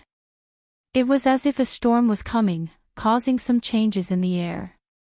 In such a sky, two streams of light cut across the sky, as if they were chasing each other. They swept across space at an astonishing speed, leaving a faint trace in the sky. After flying for an unknown distance, the two streams of light suddenly descended from the sky and landed on a mountain peak. The people who appeared from the streams of light were Noah and the great sage, Heaven's equal. At this moment, Noah directly stepped on the ground, raised his eyes, and looked forward. There, a young girl with an extremely lovable appearance was carrying a heavy steel rod. She stepped on a golden cloud and slowly descended from the sky. Other than that lovable posture, the girl's figure was exactly the same as the great sage, Heaven's equal, whom Noah had fought before. However, the aura that rose from the girl's body was far superior to that of the great sage, Heaven's equal in the world of the God Slayer. Even the great sage, Heaven's equal, who had reached 4 digits when using the ancient covenant, was directly surpassed by the aura of the girl in front of him. However, that was natural. She was different from the great sage, Heaven's equal in the world of the God Slayer. The great sage, Heaven's equal in front of him was not only ranked in the top 3, but he was also a half-star spirit, one of the most powerful species in reserve. A natural deity. A representative of a planet. A pure-blooded dragon species. Almost every individual of the 3 most powerful species in the box possessed extremely terrifying strength. Moreover, they were born with it. The existence of these 3 most powerful species, even the weakest, could reach 4 digits in strength. As a reserve of the most powerful species, the great sage, Heaven's equal strength had already reached an extraordinary level after many years of accumulation, even surpassing many of the most powerful species. Once, the girl had even led many immortals, gods, demons, and demons to the heaven realm and fought fiercely with the gods. She had turned the entire 3-digit level upside down before finally being defeated by Shakyamuni, who was also known as the Buddha. As for Shakyamuni, he was in existence in the double digits. In other words, the great sage, Heaven's equal had not only destroyed the entire 3-digit number, but also forced the 2-digit number to make a move before being suppressed. He was on a completely different level from the great sage, Heaven's equal in the world of the God Slayer, who had barely reached the 4 digits after using the ancient covenant. Therefore, Noah's body and mind were instantly aroused. Under such circumstances, the great sage, Heaven's equal spoke in a leisurely tone as if he was chatting with a friend. Speaking of which, I still don't know your name. Noah Dole, Noah answered straightforwardly. Just call me Noah, Noah said. Is that so? The great sage, Heaven's equal nodded and said. Understood, then I'll call you Little Noah. My name is Noah, not Little Noah. Noah frowned. Don't tell me you're toying with me. Why would I? The great sage, Heaven's equal's tone was still leisurely. It's just that my temper is not as bad as before. After all, I'm a Buddhist. I can't just start a fight without saying a word, right? You really dare to say that, Noah said sarcastically. Undoubtedly, you're the one who invited me to fight, right? I've already said this. If I don't do this, I won't be able to report back to my superiors. That's all I can do. The great sage, Heaven's equal smiled disapprovingly. However, it's rare that those Buddhists are willing to let me out. Just play with me a little. Go ahead. Hearing this, Noah's eyes narrowed slightly, and he suddenly smiled. Then I won't hold back. As soon as he finished speaking. Bang! Without any warning, Noah abruptly stomped on the ground, and his figure suddenly shot out. He unleashed an astonishing explosive force, and with the impact of a savage beast, he shot towards the great sage, Heaven's equal. You're quite fast. The great sage, Heaven's equal stared at Noah, who was charging towards him, and a flower-like smile appeared on his face. What a pity. Compared to my somersault cloud, you're still far from it. After saying that, the great sage, Heaven's equal clenched the steel rod in his hand tightly. An extremely powerful aura surged from his body. At this moment, Noah could clearly feel it. From the great sage, heaven's equal, there was an unprecedentedly strong sense of oppression. Noah had only felt this kind of oppression from 4 people. The infinite dragon god Orpheus. The sun-star spirit White Yiksha. The human's final trial Azidakaha. The hero who annihilated the demon king Rama. This seemingly weak girl in front of him gave Noah a sense of oppression that was on par with these existences. Immediately, Noah's pupils shrank slightly. At this moment, the great sage, heaven's equal, moved. Whoosh! Accompanied by a sharp sound, a steel rod pierced through space at an extremely shocking speed, directly stabbing towards Noah's chest. Noah did not even see clearly when the great sage, heaven's equal, had stabbed the Rui Jingu Bang. The steel rod had already pierced through space and was in front of him. The hair on Noah's body began to stand on end. Originally, Noah had thought that with his current level 6, with his current physical ability, he would be able to hold on for a while. Now it seemed that Noah had underestimated the great sage, heaven's equal. In terms of combat ability, the great sage, heaven's equal, was very likely above Orpheus, the 3-headed dragon, and Rama, who had the strength of 7 god slayers, through the ancient covenant. It was no wonder that the upper class of gods would send the great sage, heaven's equal, alone to confront the White Knight King, who was ranked in the top 10 of the box court. Understanding this, Noah did not hesitate to chant the spirit of words. Fear those with wings. Evil people and strong people fear me with wings. My wings will bring you a curse. Evil people will not be able to hit me. Every time Noah went to a world, he would need a period of time to adapt before he could use his authority. However, in this world, Noah's authority had already been adapted to by the world, and he did not need to adapt again. Therefore, although it had been less than a day since he returned to this world, Noah could unleash 100% of his combat ability. Understanding the threat of the great sage, heaven's equal, Noah did not hesitate to use Phoenix. Whoosh! In the next moment, Noah's figure suddenly moved half a meter to the side. The heavy steel rod was like a bolt of lightning, heavily stabbing the afterimage left behind by Noah, directly tearing it apart. He dodged it. The great sage, heaven's equal, seemed a little surprised. Obviously, in the eyes of the great sage, heaven's equal, that attack just now was enough to knock down Noah. After all, the great sage, heaven's equal, had seized the moment when Noah entered the attack range of the Rui Jingu Bang. Then, with a speed of only 0.01 seconds, there was no opportunity or time to dodge. Unexpectedly, Noah had dodged it. Not only that, but Noah's speed had also increased to an astonishing level, and even the great sage, heaven's equal, could not catch him. Interesting. The great sage, heaven's equal's eyes began to flash with fire. It was the eyes of fire and gold. Therefore, this time, the great sage, heaven's equal, successfully captured Noah's trajectory. Take another strike from old sun. The great sage, heaven's equal, laughed loudly, and the steel rod in his hand turned into a slender shadow. From top to bottom, it instantly tore through the air and smashed heavily on the head of Noah, who was moving at lightning speed. If the great sage, heaven's equal's Rui Jingu Bang was like a heavy hammer that could kill with a single strike, then the Rui Jingu Bang in the hands of the great sage, heaven's equal, was like a long whip, soft and long.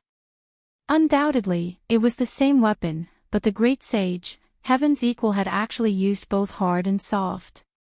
Just this alone showed how amazing the great sage, heaven's equal's martial arts were.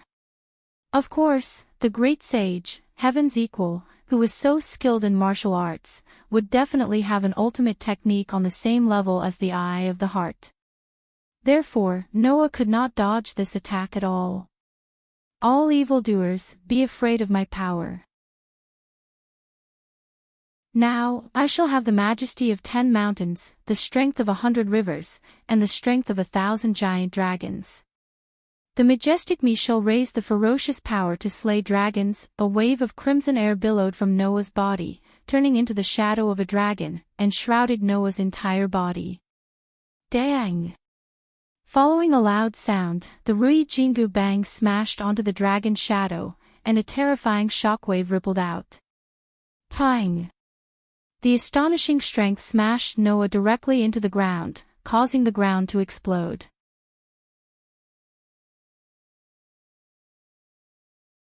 Chapter 1525. Pang! At this moment, the entire mountain shook. Kacha, kacha, kacha. A crack suddenly appeared on the top of the mountain and spread all the way down. In an instant, it spread to the middle of the mountain and was still spreading downwards. Not long after, the crack ran through the entire mountain. Rumble. As a result, the entire mountain seemed to have been split into two halves and slowly separated. Amidst the wailing of the air and the trembling of the earth, it fell towards the ground. Dong! Amidst the deafening roar, the mountain heavily smashed into the ground, stirring up countless gravel and sand that wreaked havoc in this part of the world. Stepping on the somersault cloud, the great sage, Heaven's Equal, looked down at the collapsed mountain and scratched his head like a child who had caused trouble. Oh no, I was careless and forgot to restrain my strength. Although he said so, the great sage, Heaven's Equal, really treated the exaggerated shaking scene in front of him as a child who had accidentally broken a piece of furniture. He looked as though he had caused trouble. Obviously, for the great sage, Heaven's Equal, who was ranked in the top 3 and had once turned the entire heaven realm upside down, this level of destruction was really just this level. It was just the strength of one smash. With just one smash, the Rui Jingu Bang of the great sage, Heaven's Equal, who was a half-star spirit, easily smashed the entire mountain until it cracked and collapsed. That power was simply ridiculously strong. However, Noah was also not easy to deal with. Pang! Under the collapsed mountain, an explosion suddenly sounded and shook the entire space. A figure shot up into the sky from the collapsed mountain, causing the heavy mountain to explode. Like a bolt of lightning, he shot into the sky. Then, like a shooting star, he turned and charged towards the great sage, Heaven's Equal. That speed was simply like a mirage flashing continuously in the space, bringing along a series of lights and shadows. In the blink of an eye, he violently swept in front of the great sage, Heaven's Equal. Seeing this, the great sage, Heaven's Equal, subconsciously wanted to lift the steel staff in his hand. However, his heart suddenly tightened for no reason. He abruptly stepped on the somersault cloud beneath his feet and hurriedly retreated. Just as great sage equaling heaven's figure retreated rapidly, Noah, who was dashing over at lightning speed, directly appeared where great sage equaling heaven was a second ago. His fist, which was wrapped in crimson airwaves, slammed heavily into the air. Dong! As the punch landed, the powerful force shook and created a loud bang, causing ripples to appear in the space. The great sage, Heaven's Equal, stared at Noah, who was covered in a crimson dragon shadow and exuding a terrifying aura. He said this with deep meaning. Compared to before, you seem to be a little different, don't you? Upon hearing this, Noah said plainly. There's nothing different. It's just that I've shown my true abilities. Surging divine power suddenly spread out from Noah's body, stirring up the entire atmosphere. Feeling that astonishing divine power, the great sage, Heaven's Equal's expression finally slowly became serious. It was only at this moment that the great sage, Heaven's Equal, felt threatened from Noah's body. However, that was to be expected. It was just like what Noah had said. He had already shown his true abilities. In the depths of Noah's heart, the images representing the Dragon Emperor and Phoenix incarnations were shining brightly. Using the dragon's sovereignty of the sun to strengthen the mind, Noah finally used the power of 2 incarnations at the same time. Immediately after, Noah's body suddenly trembled and suddenly disappeared. The great sage, Heaven's Equal's pupils constricted. His body turned into a light shadow under the somersault cloud and retreated like lightning. However, in the next moment, the great sage, Heaven's Equal's body suddenly stopped in its tracks. Immediately, without hesitation, he raised the Jingu Bang in his hand and swung it heavily behind his back. Almost at the same time, a fist covered in a crimson dragon shadow suddenly appeared in the air and violently blasted out, colliding with the steel rod that was swinging towards him. Clang! The fist and the steel rod collided with each other, causing the sound of steel colliding with steel. Suddenly, a heavy voice rang out. As the voice rang out, the great sage, Heaven's Equal, could clearly feel that the power of the fist that landed on his Jingu Bang was getting stronger and stronger. Bang! The frightening power sent the great sage, Heaven's Equal, flying like a cannonball. He flew backward at an extremely fast speed. Good boy. The great sage, Heaven's Equal's eyes finally burned with a strong burning desire to fight. To be able to force old Sun back with one punch, it seems like I've underestimated you. In that case, try this move. The great sage, Heaven's Equal, suddenly formed a hand seal and threw the Rui Jingu Bang in his hand into the air. Jingu Bang. Grow bigger. Grow bigger. Grow bigger. Grow bigger. Grow bigger. The Rui Jingu Bang, which was thrown into the air, suddenly stopped moving. Then, its entire body suddenly expanded. Wang wang wang wang. The godly sea-steadying needle, which weighed 13,500 kilograms, continued to expand. Its entire body was vibrating. In the blink of an eye, its entire body had expanded to the size of a mountain. Noah watched the Rui Jingu Bang grow bigger and bigger with his own eyes. In the end, it even pierced through the sky and filled his vision. His pitch-black eyes suddenly rippled. Ha ha ha ha. The great sage, Heaven's Equal, laughed out loud. Try this move. Little Noah. The great sage, Heaven's Equal's hand seal changed. The huge godly sea-steadying needle that pierced through the clouds stopped vibrating abruptly. Whoo! In the next moment, a gust of wind blew. It was caused by the Rui Jingu Bang, which was even bigger than a mountain, falling from the sky like a meteorite. The air between the heavens and the earth seemed to be stirred up by the huge pillar at this moment. A violent storm was set off, and in the midst of a buzzing sound, it trembled continuously. The gigantic pillar that held up the sky came crashing down. Its bottom was aimed at Noah's location, compressing and crushing the atmosphere along the way. It was as if the entire sky was falling down, bringing about a stretch of distorted space. The momentum was terrifying. Even Noah couldn't help but feel his scalp go numb at this scene. The Rui Jingu Bang was originally a gifted weapon of the Godhead grade. At this moment, when it came crashing down in such a manner, it was no less than the collapse of the heavens and earth.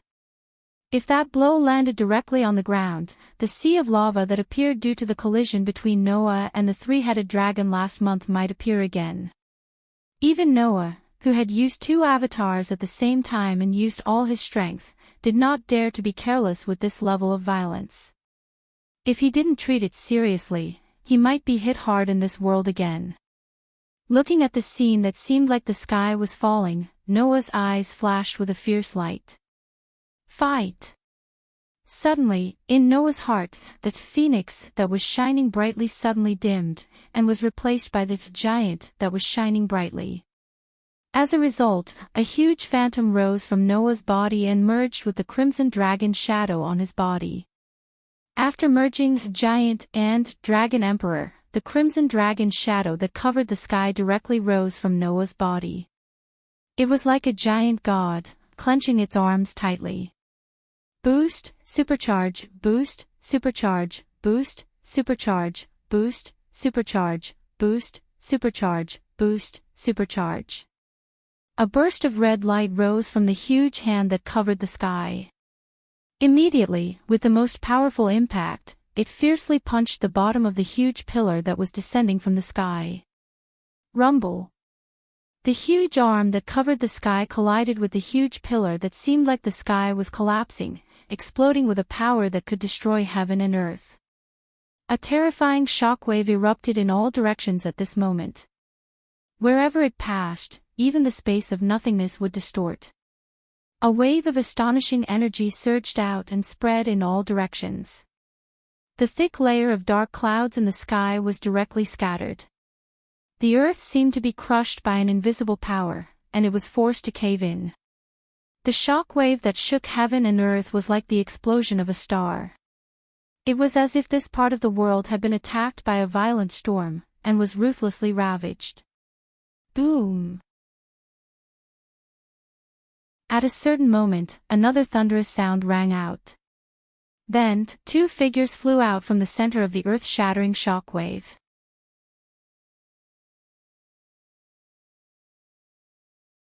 Chapter 15:26. Whoosh! An extremely ear-piercing sound of air friction resounded throughout the entire world. In the shockwave that was like the explosion of a star, the two figures rubbed against the air and shot out with an extremely ear-piercing sound, heavily smashing into two mountain peaks. Bang! Amidst the neat muffled explosions, the two figures that were sent flying smashed into the mountain wall and sank into the mountain.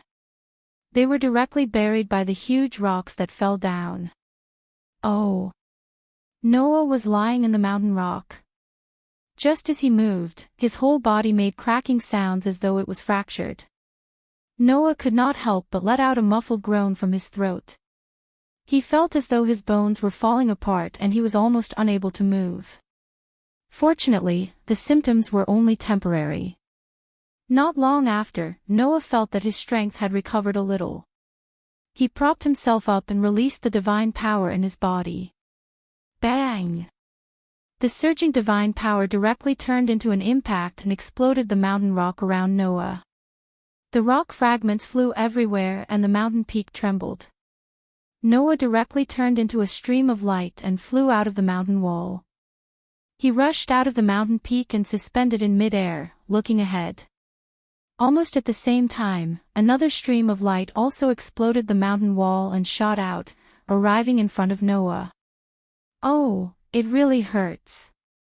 Monkey King seemed to be in the same situation as Noah.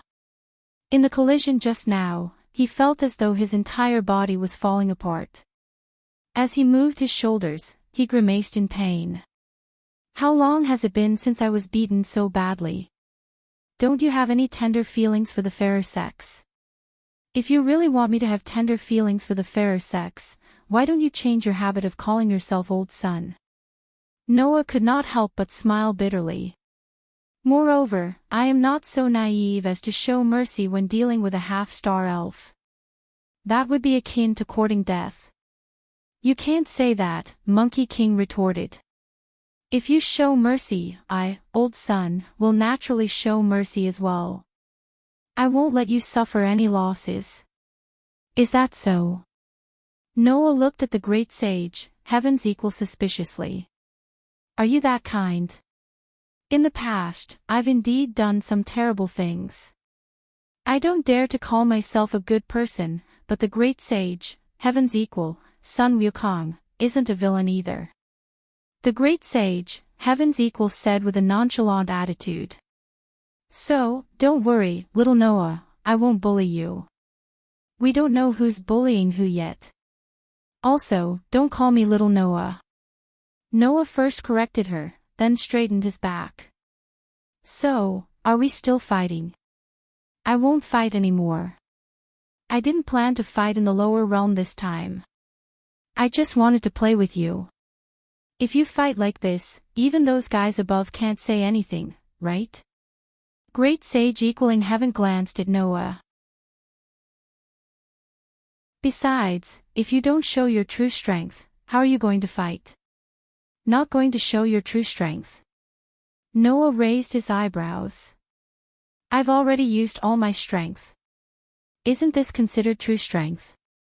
That's just your true strength. Great Sage equaling Heaven stared at Noah. But now, you've obtained the 14 sons' sovereignty bestowed by the White Night King. If you use all their powers, the situation will definitely be different, right? How can it be that easy? Noah sighed.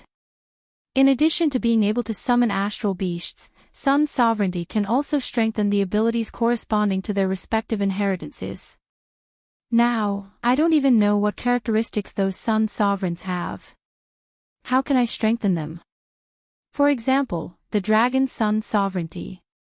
The function of this sun sovereignty was to greatly improve the spirit lattice. However, Noah did not have such a thing as a spirit lattice, so how could he improve it? Therefore, Noah took a different approach and used the dragon's sun sovereignty to strengthen his mind and strength. Among the 14 sun sovereigns that White Yiksha had transferred to Noah, there were also many that were completely useless to Noah. For this reason, Noah had to go through a period of research and understand the characteristics and powers of those sun sovereigns before he could use them to strengthen himself directly or indirectly. Now, Noah definitely could not use those sun sovereigns, nor did he dare to use them. That's true. The great sage, Heaven's Equal, nodded in agreement. Then, he fell silent and muttered to himself. A human who can compete with me without borrowing the power of the sun's sovereignty has a much higher chance of winning against a human in the final trial. It's simply a miracle that a human can be so strong. I see. Is that why the White Night King has placed his hopes on you? Seeing that great sage equaling heaven had fallen into deep thought, Noah frowned. Just as he was about to speak, great sage equaling heaven suddenly spoke. Alright, since that's the case, I'll try to believe you. Let's end today's matter here. WH. What? Noah was stunned. What was the meaning of this?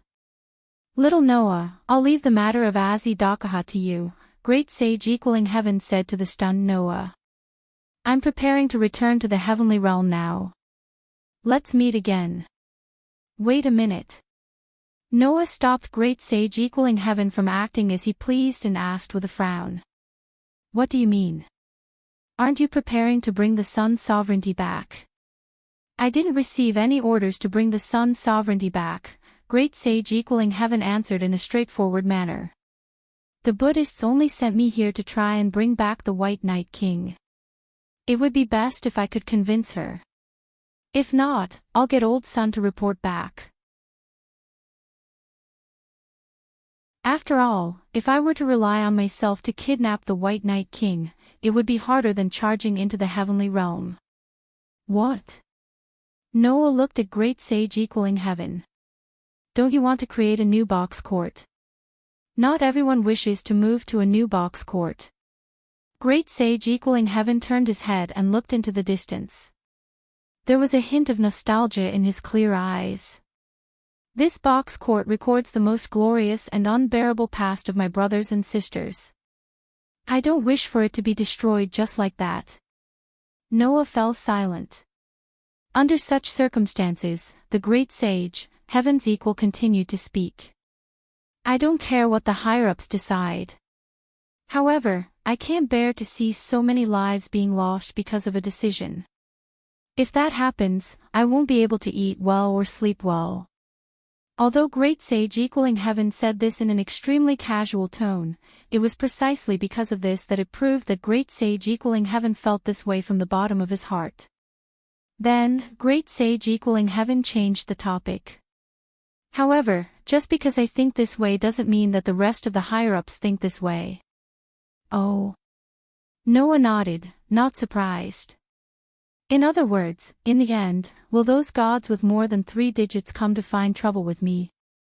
Definitely, great sage equaling heaven said with absolute certainty. Those guys all think that there is hope only in the new box court. The current box court can no longer stay there because of AZ Dakaha. Compared to AZ Dakaha, anyone would think that a human with a limited lifespan is much easier to deal with. Bullying the weak and fearing the strong. Noah said sarcastically. The so-called gods are just as so-so. Gods have hearts too. That's why they are angry, greedy, calculative, and paranoid. There's nothing strange about that, Great Sage equaling Heaven said. In any case, that's all I have to say. I don't know when the higher-ups will find trouble with you, and I have no way of informing you. You can only do as you see fit. Great Sage equaling Heaven hesitated for a moment. Finally, he let out a faint sigh. And if you are able to pass through the trial of the gods of the heavenly realm and fight against Aziz Dakaha, then try to find my sworn brothers and sisters. They might be able to help you. Hearing this, Noah spoke almost instinctively. Don't you want to meet your brothers and sisters yourself? Noah's words made the Great Sage equaling Heaven, who looked like a 13 or 14-year-old girl, ripple in his gem-like eyes. He tightened his grip on the Jingu Bang. An indescribable heavy atmosphere filled the entire space as Great Sage equaling Heaven fell silent. After an unknown amount of time, Great Sage equaling Heaven took a deep breath and raised his head. I can't do that. Great Sage equaling Heaven revealed a lonely expression. Once we meet, I'm afraid that I won't be able to bear to leave. After saying this, Great Sage equaling Heaven turned around. As if he didn't want Noah to see his current expression, he rode the somersault cloud and transformed into a streak of light that shot towards the horizon. Looking in the direction that Great Sage equaling Heaven left in, Noah remained silent for a long time. The Great Sage equaling Heaven in this world was really gentle.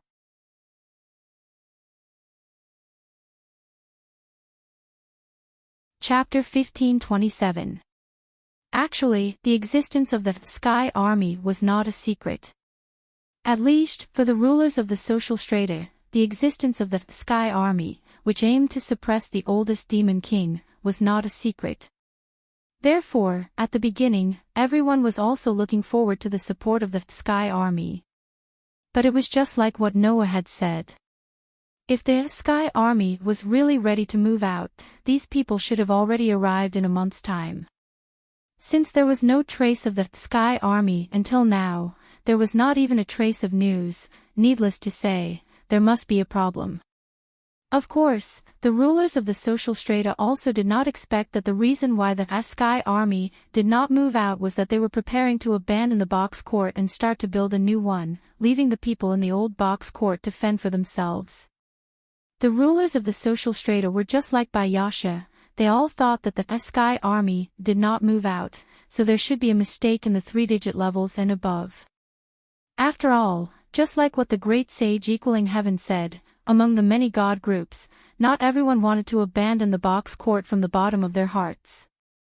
And of course, in the Sky Army, not all the god groups were good people. Compared to Noah, these rulers of the social strata understood the inside story of the Sky Army more, and also understood the ideas of those god groups. Basically, except for the 12 heavenly guardians who were directly under Sakra, even if the rest of the god groups came to the lower realm to suppress the demon king, they would definitely use purification as a reason to completely turn the middle and lower realm of the box court into a piece of scorched earth. Therefore, if because of this matter, the 3-digit levels of the god groups had a dispute over the dispatch of the Sky Army members, then it was not impossible that it had been delayed until now. Moreover, it was also possible that there was a problem with the Sky Army. The Sky Army referred to the Gate of Heaven. It was the door that connected the 3-digit levels and the lower realms, allowing the gods to descend to the lower realms. If the 3-digit levels of the gods casually descended to the lower realms, just this act alone could cause a world-shaking disaster. The Gate of Heaven, the Sky Army, was a door that was created to reduce the impact of the descent. Through the Sky Army, the 3-digit levels of the gods and star spirits could appear in the lower realms. If one descended to the lower realm without going through daily heaven, then no matter how strong one's will was, they could become the source of disaster. It was precisely because of this that existences above 3 digits could not easily interfere with the lower realm. In light of this, if there was a problem with Li Gao Tian, it would not be strange for the Sky Army to not be able to move out. Due to various considerations, the leaders of the social class did not think that the higher-ups were ready to abandon boxing. But like Noah, they felt that the Sky Army would not be mobilized. If he wanted to defeat Az-Dakaha, he would have to rely on himself. Under such circumstances, the Stratum overlords began their operations like a raging fire. For example, the hunting of Az-Dakaha's split body. Therefore, when Noah left the ancient castle to search for White Yiksha, the members of No Name also participated in the hunt. Aside from Ren, who did not have any combat power, Black Rabbit, Judo Osaka, Hiroi Hiroyuki, Letitia, and Pest had all participated in the operation. And the community that acted together with the members of No Name was none other than Will-O-Wisp. At this time, everyone was riding on a few pterosaur fire dragons lent by Salamandra, heading towards the location of the hunting target. Xia did not ride on the fire dragons, but rode on Jack's back, secretly looking in the direction of No Name's group, wanting to say something but hesitating. The one who noticed Xia's strangeness was Hiroi Hiroyuki, who had sharp senses. Immediately, Hiroi Hiroyuki tilted his head and asked without hesitation, "What's wrong?" With that one sentence, everyone in No Name turned to look at Xia. Being stared at by so many people at once, Xia's neck could not help but shrink. However, Xia did not shrink back, but after hesitating for a long time, she said somewhat bashfully, That sir from your community, did he not come with you?" "That sir?" Judo Osaka asked doubtfully. "Which sir?" On the contrary, Black Rabbit showed a sharp intuition that she did not usually have. "The sir that Miss Xia is talking about, could it be Noah-san?" Yes. Xia nodded repeatedly, but when she noticed that her excessive behavior had attracted everyone's strange gazes, her pretty face immediately stiffened, and she awkwardly smiled. "Why didn't Noah-san come with us?" The one who answered this question was not Black Rabbit, but Letitia. "Master has other things to do." Letitia kept looking forward, and did not even turn her head to look at Xia, and answered very casually. "Moreover, it's just a group of clones, it's not to the point where Master needs to personally act."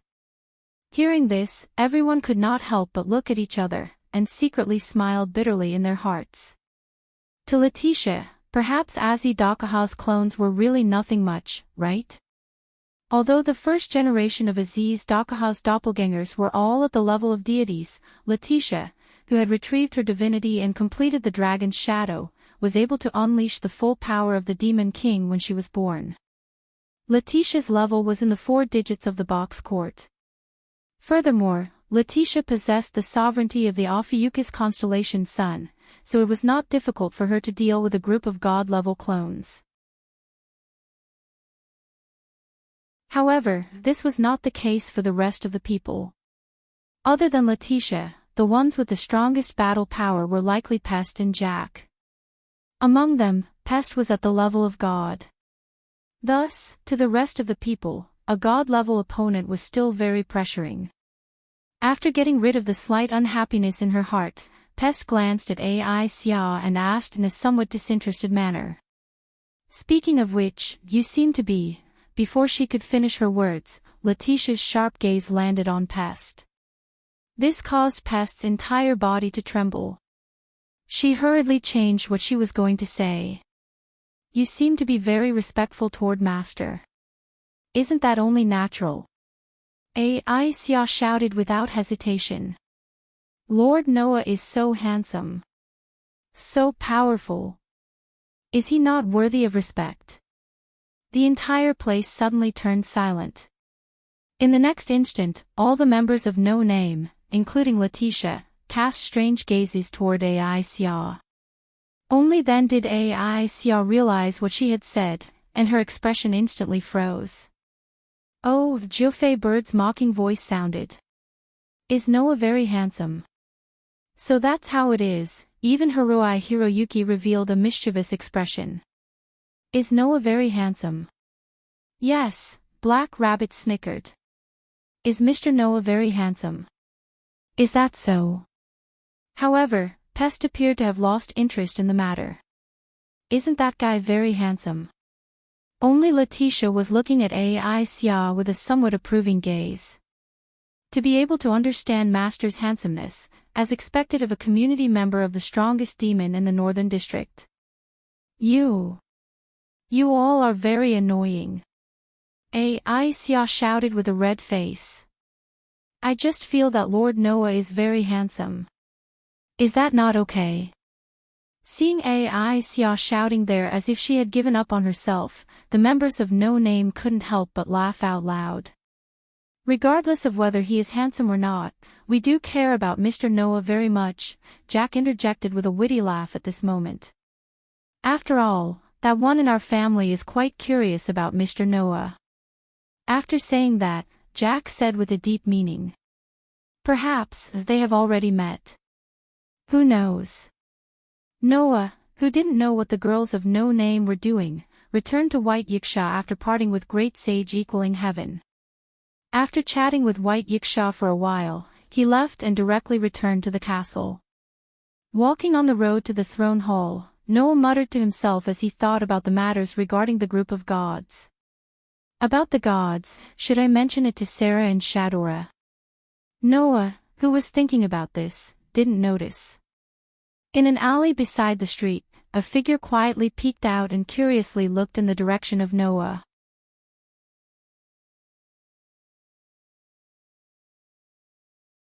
Chapter 15:28. Noah, who was on his way to the throne hall, suddenly stopped in his tracks. Frowning slightly, Noah turned around suspiciously and looked at an alley beside the street. However, there was nothing there. However, Noah's frown deepened, and he muttered to himself uncertainly. Just now, someone seemed to be looking at me. In fact, there were many people looking at Noah. The reason was simple. The news of Noah killing the leader of the Two Wings with one punch when he first came to this camp had already spread to all the large communities. Moreover, in order to boost morale, Sarah and Shadora also announced that the human hero, No Name, who once fought against the oldest demon king, Az-Dakaha, and severely injured the three-headed demonic dragon, exposing the weakness of his heart, was still alive. Therefore, now, everyone clearly knew what kind of person this seemingly inconspicuous human in front of them was. Therefore, once he entered the castle, Noah was being scrutinized by the people around him.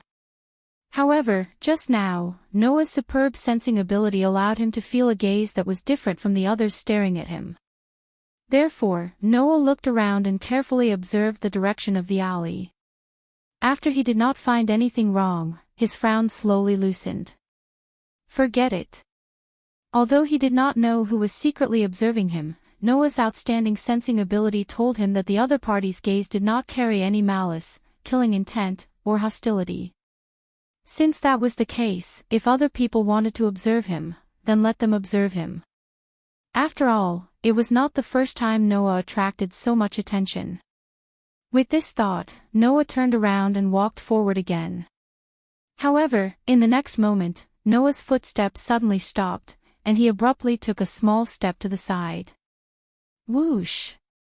At this moment, an unidentified flying object flew past where Noah was just standing. If Noah did not dodge, then he would have been attacked by the unidentified flying object. Now, Noah's dodge caused the unidentified flying object to miss and continue to fly forward without slowing down. Almost at this moment, Noah suddenly stretched out his hand, and with a "paw" sound, he fiercely caught the unidentified flying object. Only then did Noah clearly see the unidentified flying object's body. It was a blunt cross weapon. Most people called it a hammer, or an iron hammer. In other words, just now, someone used this blunt cross weapon to attack Noah. Immediately, Noah suddenly turned around and looked in the direction of the alley. This time, Noah saw it. Undoubtedly, there was nothing in the alley before. A black shadow seemed to poke its head towards Noah's direction. When it realized that Noah was looking, it immediately as if it was shocked and immediately retreated. Unfortunately, this time, Noah clearly found the traces of the old man. Without any hesitation, Noah flashed and rushed to the front of the alley. Ah! Noah could not help but be surprised. Because, in the alley, there was nothing. It was a dead alley. Less than 20 meters away from the mouth of the alley, there was a wall.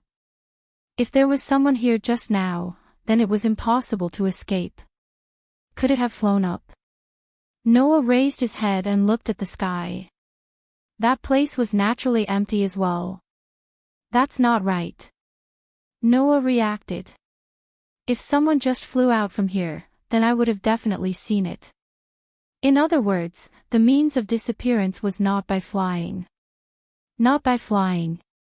Is it by burrowing or invisibility? Noah frowned again. However, in the box court, there were all kinds of gifts. It was not rare to have gifts such as burrowing or invisibility. The problem was, if the other party was invisible, then it would definitely not be able to hide from Noah, who had the sensing ability. Since Noah did not find the other party, it could only be that the other party used some kind of means to escape. It was just that he did not know what means it was. After observing the inside of the alley again, Noah could not find anything and could only helplessly give up and turn around again. Whoosh! At this time, there was another whistling sound of the wind. Noah suddenly turned around and stretched out his hand behind him. As a result, there was a paw sound and a new blunt cross weapon fell into Noah's hand. The word, well, suddenly appeared on Noah's forehead. His eyelids twitched as he looked at the empty alley in front of him and took a deep breath. Don't hide. Come out immediately. The voice echoed clearly in the alley, turning into an echo that did not disperse for a long time. Noah narrowed his eyes and stared at the two blunt cross weapons in his hand. The corner of his mouth slowly raised. If you don't come out, then I will find you myself. Since the other party used the blunt cross weapon to attack Noah twice in a row, the possibility of the other party having another blunt cross weapon was very high. Since that was the case, if he used item location, it would be easy to find the other party, right? With that thought in mind, Noah flipped his hand and took out a scroll. Then, he tossed it into the air. The magic scroll immediately burned and turned into ashes. Then, an image was reflected in Noah's mind. That was naturally the location of the attacker. However, this location made Noah somewhat surprised. He actually escaped to such a far place in such a short time. Somewhat surprised, Noah turned his hand again and took out another scroll. This scroll had a teleportation spell attached to it. Clang! The scroll burned, and Noah turned into a beam of dim light, disappearing from the spot. Noah's vision in front of him rotated, and then, he was teleported to another alley. A voice full of surprise rang out. Noah lifted his eyes and looked to the front. Immediately, he was stunned. He saw that in front of Noah, a person was looking at Noah with the same surprised expression as the voice. It was a young girl who didn't seem to be very old. The reason why he used seemed as a more ambiguous term was because it was really difficult for others to judge a girl's true age from her appearance. No. To be more precise, it should be said that the girl had all the physical characteristics that didn't match her age. It was a girl who seemed to be only 13 or 14 years old. She had a very sweet baby face and a bountiful fruit, with two blue ponytails tied into a very conspicuous ball shape. This girl had a seductive body curve that didn't match her young appearance at all. Undoubtedly, her height was only about 150 centimeters, but she had an unusually full upper body. She was wearing a gothic dress with black and pale embellishments, like a formal dress, which highlighted her full upper body and also directly exposed her white thighs to the air, which was very charming. She had both glamorous and lovely magic, and there was a sense of morality in the sense of sex that firmly captured the male's gaze. That image was exactly the same as the female demon in the legend who led people to commit crimes. However, this girl didn't seem to have such self-awareness. Her eyes were quite pure and the expression on her face was also the kind of naive expression without any scheming. Looking at such a girl, men probably couldn't help but secretly swallow a mouthful of saliva. Although Noah wasn't that unbearable, his eyes couldn't help but move down slightly. Looking at the girl's full upper body and childlike appearance, the corner of his mouth twitched again and again. He didn't expect that in this world, there was actually an existence of the same type as Hasti. It was indeed a box that had everything. At this moment, Noah only felt that he had really learned something. The girl seemed to be aware of Noah's gaze on her full upper body, but she didn't have any reaction to it. Instead, she tilted her head and looked at him blankly. Shortly after, the young girl spoke in a somewhat timid manner. "What's wrong with you?" Obviously, the girl didn't realize how attractive her figure and dress were, and she didn't realize what the man's gaze on her full upper body meant. That was beyond the level of Noah's self-awareness, right? This made Noah's anger of being attacked twice disappear inexplicably. He raised the blunt cross weapon in his hand somewhat speechlessly. "It was you who just attacked me, right?"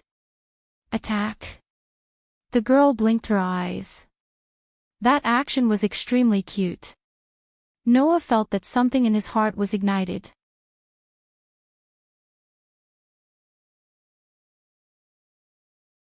Chapter 15:29. Please don't misunderstand. Noah's anger wasn't ignited by any evil thoughts, but rather, he was filled with depression. From the innocent expression on the girl's face, Noah could roughly guess what was going on. Most likely, the other party didn't even consider throwing a blunt object as an attack, right? So, what was this to the girl? To play. Feeling depressed, Noah raised the cross-blunt weapon in his hand and asked the girl directly. "Why did you throw this thing at me?" Looking at the cross weapon in Noah's hand, the girl seemed to have finally understood what was going on. She raised her eyes slightly, looked at Noah, and said, "I wanted to see how you would react." "Huh?" Noah couldn't help but be stunned. He was also a little confused. "Just because of this?" The girl nodded. Noah felt all the strength in his body leaving him, and he was completely speechless. He thought this girl was the same type of existence as Hestia, but he didn't expect that they were only similar in terms of appearance. At least, Hestia definitely wasn't like this girl, who was so natural that it made people speechless. As expected, there are a lot of weirdos in the box.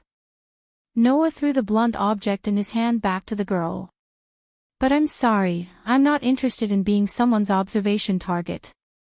Please go and see how others react." Seeing the blunt object being thrown back, the girl clumsily caught it with her hands and feet. At this moment, Noah turned around and walked towards the street outside. Seeing this, the girl was slightly startled and followed him without hesitation.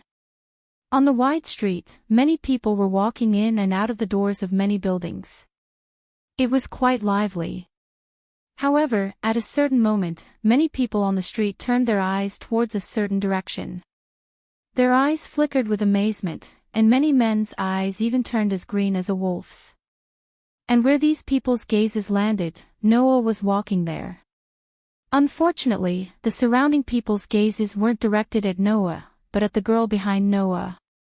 Feeling the piercing gazes of the surrounding people, Noah had no choice but to stop in his tracks.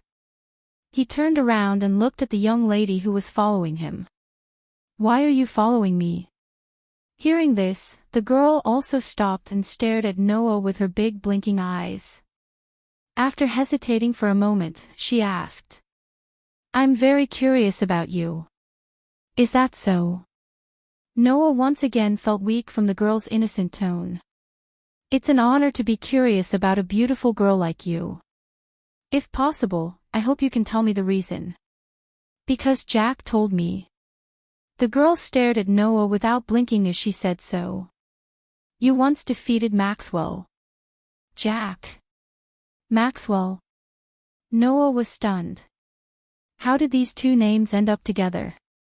The girl didn't seem to understand how many questions her words caused to Noah, just like how Noah should understand her meaning. She tilted her head and looked at him innocently. Noah's intuition and rationality told him that if this continues, he probably won't be able to solve his questions. Talking to this natural girl, if he didn't speak more directly, she definitely wouldn't understand, right? Alright, it's my fault. Noah rubbed the space between his eyebrows and didn't beat around the bush. First, please tell me, you know Jack, right? Yes. The girl nodded. Jack is a member of my community. You're a member of the community. Noah's heart suddenly moved. At this moment, the first thing that came to Noah's mind was the incident where the young lady threw a blunt cross at him from the alley. After being discovered by him, she mysteriously appeared in another place far away. Combining this matter with the girl's words, Noah looked at the girl with some surprise. Are you the leader of Will-O-Wisp? Yes. The girl nodded as if she didn't notice the surprise in Noah's heart. My name is Vera, Vera saw Ignatifates. Vera saw Ignatifates. The leader of the six-digit community, Will-O-Wisp, born at the border between life and death, able to freely move between life and death, known as the strongest great demon in the north. So it was this girl. The leader of the community, whose mission was to adopt the souls of innocent children who died, was actually such a girl. So that's why Jack said that their leader was different from what Noah imagined? Noah was speechless. However, reality proved that this girl's words were probably correct. If it was a great demon who could freely manipulate the realm, then she could use teleportation. After being discovered by Noah, she would immediately disappear from the alley and appear far away. Moreover, after careful observation, Noah could also use his sensing ability to detect a very ordinary aura from the girl named Vera. It was definitely not an aura that an ordinary girl should have. That. Noah scratched his head and said somewhat tentatively. Can I just call you Vera? Vera nodded without any objections. Then, Vera, I understand that you are the leader of Will-O-Wisp. Noah decided to first clarify another very important matter. But, you are also related to Maxwell. Maxwell. Once together with Gajiel, in order to understand Kaya's Dakaha's seal, they joined forces to besiege Noah. The demon king who could manipulate the realm of cold and warmth, possessing an immortal body. That guy could also use the power of the realm of manipulation to teleport. Now that Vera mentioned Maxwell, Noah could not help but think that the two of them had some sort of relationship. However, what surprised Noah was that Vera's eyes widened slightly, as if she had heard something extremely shocking, or as if she had thought of some disgusting past. She desperately shook her head with tears in her eyes. No, no. I have nothing to do with that disgusting person. Disgusting. Noah was shocked by Vera's overly intense reaction. What? What's going on? Vera did not explain, but continued to step forward with tears in her eyes. She reached out a hand and tugged at Noah's clothes, saying helplessly, I hope you can help me. When a young girl with a youthful face and a full bust, possessing both sexiness and cuteness, whose charm was off the charts, tugged at your clothes with tears in her eyes and pitifully asked you for help, how would you feel? At least, Noah looked away unnaturally, feeling helpless. Seeing Noah's helpless look, Vera thought that Noah had rejected her request for help, and her eyes were filled with tears. Help me, only you can help me. After saying that, Vera pitifully added another sentence. If you are willing to help me, I can agree to any request you have. Noah really felt that his heart was about to explode. If Vera's appearance and actions could cause more than 10,000 points of damage to Noah, then, with this sentence, it was believed that any man would suffer tons of damage. This little devil's every move, every word, and every sentence was exuding a shocking allure, constantly evoking thoughts in people's hearts. If it was a person with an unstable mind, at this moment, wouldn't they have fallen? After all, even Noah had the impulse to make some unreasonable requests for a moment. From this point of view, Vera was really worthy of being a female devil.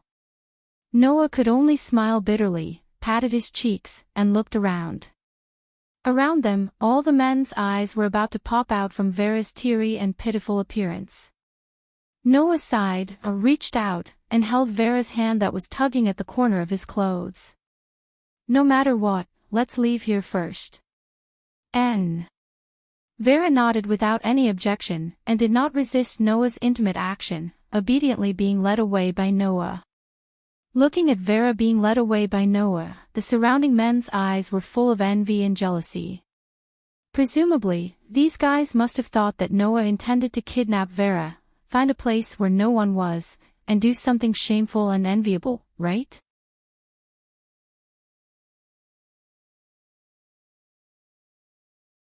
Chapter 1530. It had to be said that the journey to the throne hall was definitely the most torturous one Noah had ever walked in his life. Holding Vera's hand, Noah was attacked by all kinds of gazes along the way. It was as if they were looking at a cute child who was about to do something evil. To be honest, even Noah, who hated involving the innocent, had the urge to chop all the idiots around him into pieces. At this time, if he let go of Vera's hand because of the torment, it would make Noah feel guilty. Thus, Noah steeled his heart and held Vera's hand all the way to the throne hall. Vera didn't seem to understand why Noah's expression was so conflicted and why the people around her looked like they wanted to eat her alive. She tilted her head and was still at a loss. If there really were some uncles with special fetishes here, they would probably have a nosebleed after seeing Vera's appearance. This caused Noah to receive even sharper gazes along the way, which made it even more difficult to endure. In the end, Noah finally made it to the throne hall. As soon as he entered the throne hall, Noah saw a familiar face. Sarah. Shadora. Hearing Noah's voice, Sarah and Shadora, who were chatting peacefully, turned around and saw Noah. Just as Sarah and Shadora were about to greet Noah, they saw Noah holding Vera's hand and their expressions stiffened. Seeing Sarah and Shadora's stiff expressions, Noah immediately spoke. "Let me make it clear, this isn't a child I kidnapped from somewhere." Before Sarah and Shadora could react, Vera, who was holding Noah's hand, retorted. "I'm not a child." Unfortunately, that soft voice, rather than saying that it was refuting, it was better to say that it was coquettish. Sarah and Shadora finally realized what was going on. They looked at each other and smiled bitterly. "We didn't say that you kidnapped the child," Sarah said teasingly. "Or rather, if he could easily abduct the most powerful devil in the north, then I think I've definitely underestimated Mr. Noah. Vera won't be taken away by anyone. She's one of the trump cards of the Northern District," Shadora complained angrily. "Really, don't say those weird things, sister." "Sister?" Noah was stunned. "So, you haven't told Mr. Noah about it yet?" Sarah noticed Noah's surprise and smiled. "Then let me reintroduce myself. I'm Sarah. My full name is Sarah Telderek." "Telderek? Isn't that Shadora and Mandora's last names?" Upon closer inspection, Sarah seemed to have the same red hair as Shadora and a pair of dragon horns that were far more mature than Shadora's. In addition, Shadora called Sarah sister. "Could it be? Looks like you've guessed it." Sarah shrugged. "That's right, I'm Shadora and Mandora's sister. I was originally a member of Salamandra. Later, due to some twists and turns, I wandered to the Southern District and coincidentally became the leader of Horn and the chairman of the Dragon Horn Griffin Lion Alliance." Hearing this, Noah tactfully shut his mouth. Why would Sarah, who originally belonged to Salamandra, wander to the Southern District and become the ruler of the Southern District? If she wanted to be the ruler of the Southern District, she wouldn't have to go through so much trouble, right? After all, Sarah was Shadora and Mandora's biological sister. If she stayed in Salamandra, it would only be a matter of time before she inherited the position of leader of Salamandra and became the ruler of the North District, right? If that was the case, why would she wander to the Southern District and become the ruler of the Southern District? Although these questions appeared in Noah's mind, Noah didn't ask. It wasn't that he couldn't ask, but that there was no need to. If he asked about other people's privacy, it would be meddling in other people's business. Therefore, Noah rationally didn't continue to ask. Upon seeing this, Sarah couldn't help but look at Noah with a trace of admiration in her eyes. Originally, Sarah thought that Noah only had some achievements in battle. Now it seemed that it wasn't just strength. In terms of wisdom and dealing with people, this hero also had a sharp side that others didn't have. But that was also true. As a former member of Salamandra and the ruler of the Southern District, Sarah naturally heard about the Northern District being attacked by the Demon King of the Black Death. Of course, Sarah also knew that the person who played the most important role in solving the Demon King game was the man in front of her. Being able to solve the Demon King game was enough to prove that Noah wasn't a brute who only had strength. This made Sarah pay more attention to Noah. A human who had the ability to fight alone with humans in the final trial, and even posed a threat.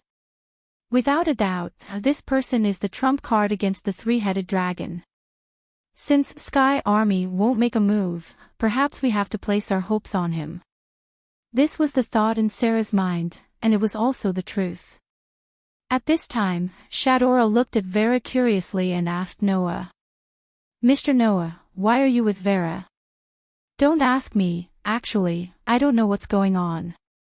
Noah sighed and pushed the confused Vera in front of everyone. "This girl suddenly appeared and asked me to help her. Her words were also unclear, I'm a bit confused." "Help her?" Shadora was surprised. "Help Vera." "Help." Sarah was deep in thought and said to Vera. "Could it be that you want Mr. Noah to help you deal with Demon King Maxwell?" Vera's eyes lit up and nodded. Seeing this, Shadora seemed to have understood. Only Noah had a confused look on his face. "Deal with Maxwell? What's going on?"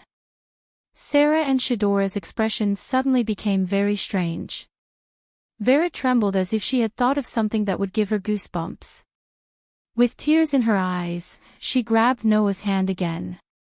She looked like a child who had found a safe haven. Seeing this, Noah could more or less guess what was going on. Could it be that Maxwell and Vera have a grudge? That was the only possibility. Vera had a grudge against Maxwell, but she couldn't do anything to him. As a result, Vera was curious about Noah, who had once defeated Maxwell and came to ask for Noah's help. This was Noah's guess. However, Vera's next words made Noah's expression completely freeze. "It's not a grudge," Vera corrected with tears in her eyes. "That guy is just a nasty stalker who has been pestering her." A nasty stalker. Noah couldn't react at all. How should I put it? Sarah laughed bitterly. "Let's put it this way. Devil King Maxwell has an excessive love for Vera. Before he came to the box court, he had been pursuing Vera. For this reason, he didn't hesitate to pester her. Even when Vera came to the box court, the Devil King cultivated in the outside world for hundreds of years and used his own strength to open the entrance to the box court. In the end, he chased her all the way here. This unexpected fact made Noah feel as if he had swallowed a fly. His face was full of bitterness. That's not an ordinary stalker," Vera said as if to show Noah her helplessness. "That guy likes to be intoxicated and delusional.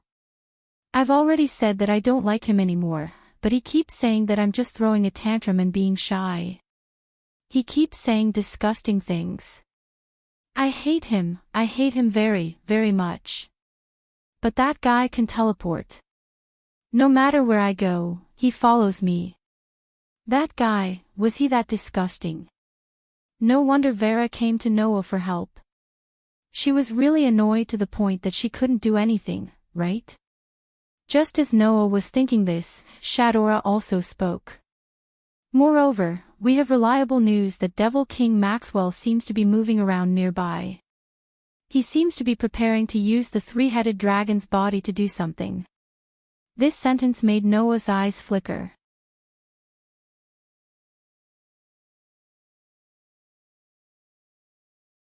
Chapter 1531. Around nighttime, No Name and Will-O-Wisp, who went to fight the three-headed dragon's avatar, successfully returned to the castle in triumph. Although the three-headed dragon's first-generation avatar was at the deity level, it was not that difficult to deal with it with the four-digit Letitia. In the castle, among the people who went to fight the three-headed dragon's avatar, other than Letitia, there was only the Queen's Knight who belonged to the Queen of Halloween who had four-digit combat power. Therefore, among the several groups who were assigned the mission to fight the three-headed dragon's avatar, other than the Queen's Knight, only Letitia's group completed the mission and returned on the same day. As soon as they returned to the castle, Noah met up with everyone in the minister's hall. At this time, in one of the reception rooms in the minister's hall, the people who belonged to No Name and Will-O-Wisp were gathered together. Ayayaya. Looking at Vera, who was grabbing onto Noah's clothes as if she was grabbing onto a life-saving straw and not letting go, Jack said with a smile. As expected, she went to find Sir Noah. Sister Vera is really something. Aisha looked at Vera, who was grabbing onto Noah's clothes, with a helpless and envious gaze, but she also expressed her understanding. However, it can't be helped.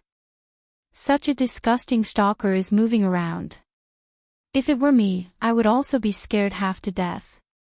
A stalker? Black Rabbit said with a little hesitation. It's really hard to imagine that the Demon King is a stalker. Not to mention, this stalker can teleport. Letitia also expressed her opinion, which was rare for her. It's really the worst combination. Then, what's the situation now? Flying Bird pointed at Vera and said to Noah. Are you going to help this child deal with the Demon King Maxwell? That's what I'm going to do.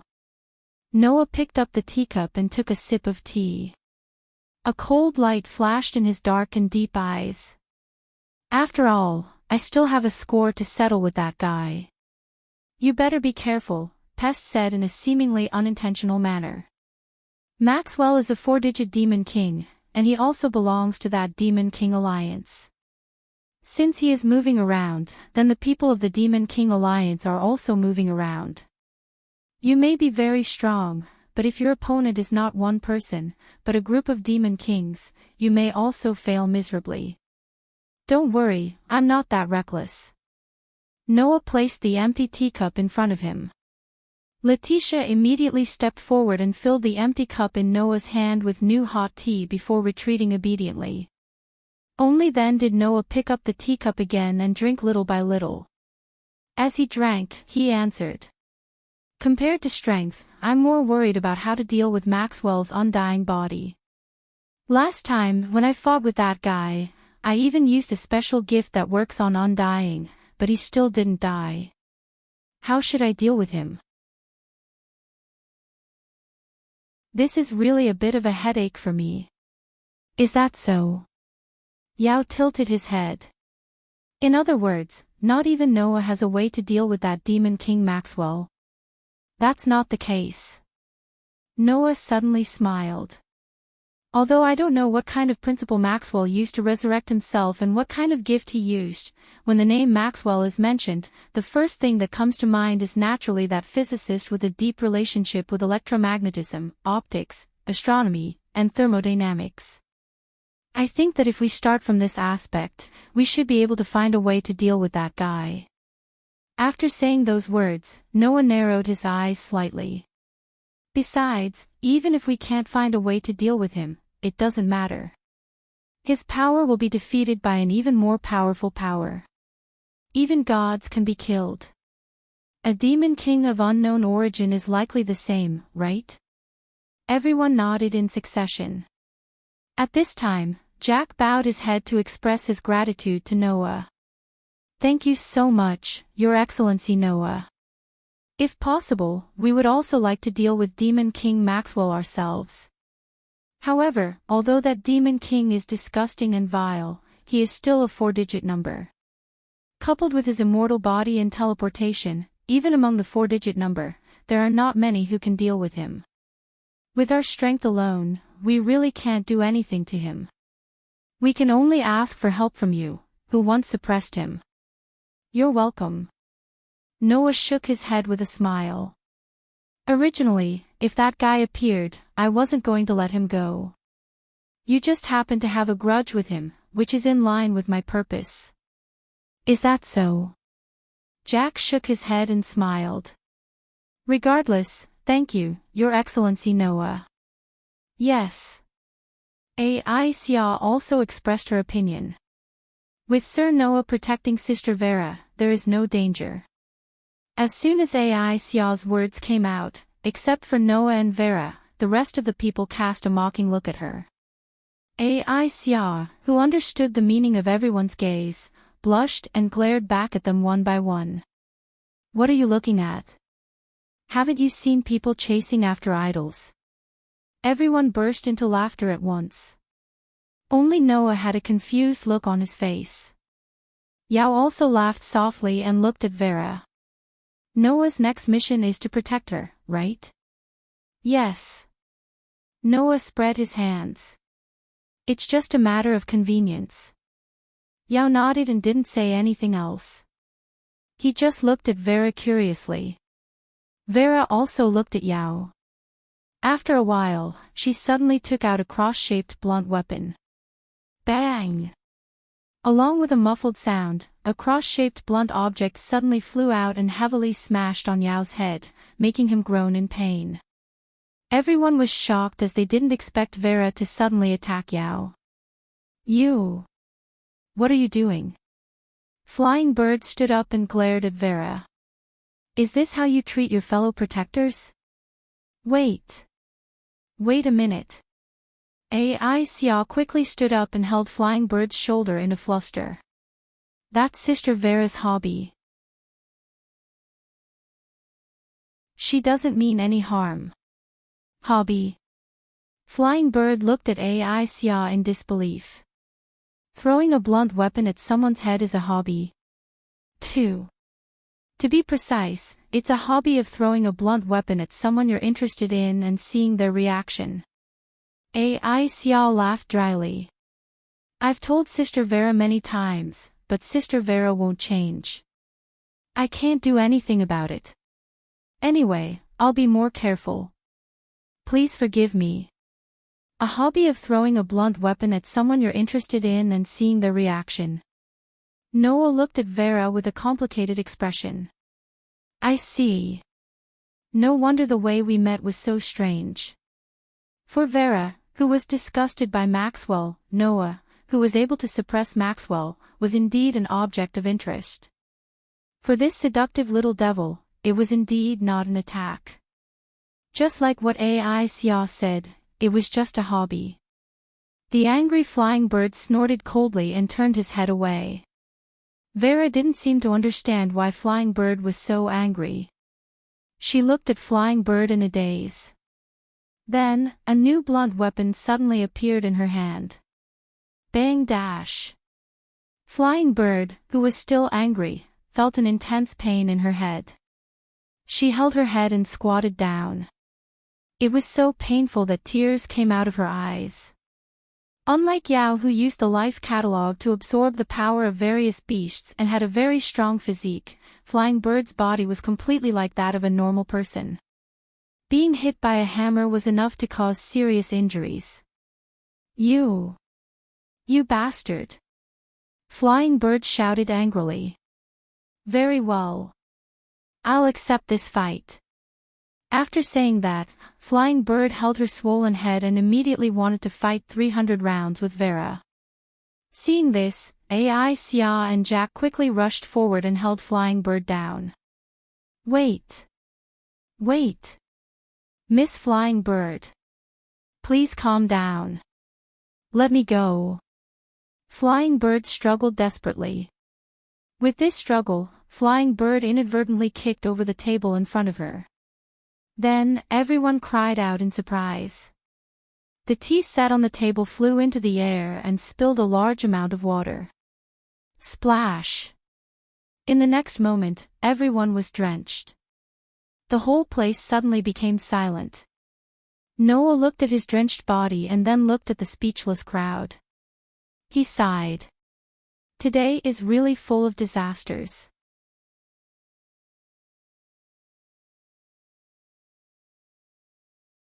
Chapter 1532. Since the extinction of the vampires, the vampire castle that was occupied by the fallen demon King Letitia had been abandoned for more than 1,000 years. Time was cruel. More than 1,000 years was enough to turn a bustling city into a dilapidated ruin. Although the vampire castle did not become a ruin, it was like a historical site, with traces of time everywhere. However, when the castle was used as a camp to deal with the oldest demon king, the situation inside changed a lot. Although it was not to the extent where it was when people first started living, but in order to survive, some necessary recovery was still needed. For example, bathing was a problem that had to be solved. Perhaps, for those men, it did not matter whether they took a bath or not. But for women, not taking a bath for a day was more unacceptable than taking their lives. Not to mention, the members of No Name were basically all women, and even the leaders of Thousand Eyes, Salamandra, and Dragonhorn Griffin Lion were all women. Under these circumstances, the 4 communities that were stationed in the throne hall naturally had to have a bathhouse. Perhaps it was because of the girls' interest, or perhaps it was because the rulers of the social class all wanted to relax during the battle against the oldest demon king, but the bathhouse prepared in the throne hall was especially large. The members of No Name and Will-O-Wisp who were drenched expressed that they were ready to take a bath in the bathhouse. Noah and Jack were also drenched. However, the two of them had completely different thoughts. Noah, like the girls, also wanted to take this opportunity to take a bath. It was unknown if Jack really did not have a body, but he did not care about the bathhouse at all. His body burned with a flame, directly evaporating the water vapor on his body, and then he happily left, expressing that it did not matter whether he took a bath or not. Under these circumstances, Jack left, and the girls went to the bathhouse. Black Rabbit and the others will use the bathhouse for about half an hour. Black Rabbit said to Noah. So, Mr. Noah, please take a bath after half an hour. Hearing this, Noah actually wanted to say that he only needed 10 minutes, please let him take a bath first. However, to let a group of young girls wait for him in the bathhouse for 10 minutes while soaking wet, he reckoned that these young girls wouldn't be willing to do so, right? Hence, Noah sensibly didn't bring it up. He could only stay in the room and wait for a full 30 minutes with a depressed expression. When his body was almost frozen like a dog, he got up and walked in the direction of the bathhouse. Halfway there, Noah suddenly stopped in his tracks, stunned.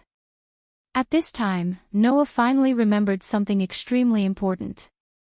Where is the bathhouse? Noah had just returned to this world today, and he had also just moved in here today. How would Noah know where the bathhouse was? Could it be that after waiting for half an hour, he couldn't even take a shower in the end? Noah felt that if that was the case, then it was really too. Fortunately, at this time, his savior appeared. Mr. Noah. Sarah slowly walked over from the other side of the corridor and greeted Noah. Then, she saw Noah's wet appearance and was stunned, then stood up in surprise. How did you become like this? Well, there was an accident. Noah faintly sighed. So, now, I am going to find a bathhouse to take a good bath. Is that so? Sarah did not know if she had guessed something, but her gaze towards Noah was more or less filled with sympathy. Mr. Noah, it must have been hard on you. Whether it was hard or not is secondary. Noah looked at Sarah with a face that wanted to cry but had no tears. The problem is that I still don't know where the bathhouse is. I see. Sarah nodded in realization, reached out her hand, and pointed in a direction. The bathhouse is at. Speaking of this, Sarah suddenly stopped, not knowing what to think. She turned in another direction and pointed at the other end of the corridor. The bathhouse is in this direction. Walk along this corridor until you reach the end, you will see a small staircase. Go down there, if you see a door, then that is the bathhouse. Is that so? Noah said as if he was saved. Thank you, Sarah. It's a small matter, no need to thank me. Sarah pursed her lips and smiled. Then, I won't disturb Mr. Noah's bath. Okay. Noah nodded. Talk to you next time. Leaving this sentence, Noah could not wait to walk in the direction pointed by Sarah. Looking at Noah's gradually disappearing back, Sarah smiled. No matter what, he is still our trump card, I should treat him well. Black Rabbit and the others should forgive me, right? On the other side, Noah walked along the corridor for a full 5 minutes, but in the end, he still did not reach the end. Then, when he reached the end, Noah spent a lot of effort to find a staircase in a corner that could only allow one person to pass through. The staircase was dark and wet, reminiscent of an underground warehouse. Walking down the stairs, Noah finally found a door 10 meters below the ground. Looking at the door in front of him, Noah was somewhat speechless. It's just a bathhouse, is it necessary to make it so remote? With this thought, Noah pushed the door open and walked in. Unlike the outside, the inside was full of light, as if some kind of blessing was used to make the entire bathhouse very bright. The marble floor and walls looked very smooth. However, this was only the changing room. As for the bathroom, it was probably further inside. Looking around, Noah nodded with a little satisfaction. It seems that waiting for so long was not in vain. With this thought, Noah walked into the changing room, first removed the silver and platinum daggers from his back, put them in the corner, and stripped himself again and again, then opened the door to the bathroom. What appeared in front of Noah was an open-air bathhouse. Not only was it very spacious, but it was also foggy, making people feel relaxed and happy. The bathhouse was made of stones of various sizes and shapes. The water inside was a beautiful amber color, just like a hot spring. Looking up, the sky was full of stars, unusually beautiful. Taking a bath in such a place was simply the highest form of enjoyment. Even Noah, seeing such a bathhouse, had the urge to soak in it. And Noah did exactly that. Phew! Leaning against the wall at the edge of the bathhouse, his whole body soaked in the hot water, Noah exhaled very comfortably, extremely satisfied. Although there is an unimaginable great enemy, it's not like the people here don't know how to enjoy themselves.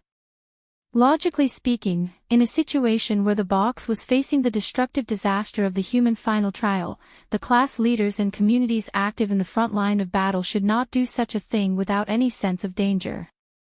However, it was also not a good thing to be tense all the time. Proper relaxation was absolutely necessary. Taking this into consideration, it wasn't unforgivable for him to enjoy a bath.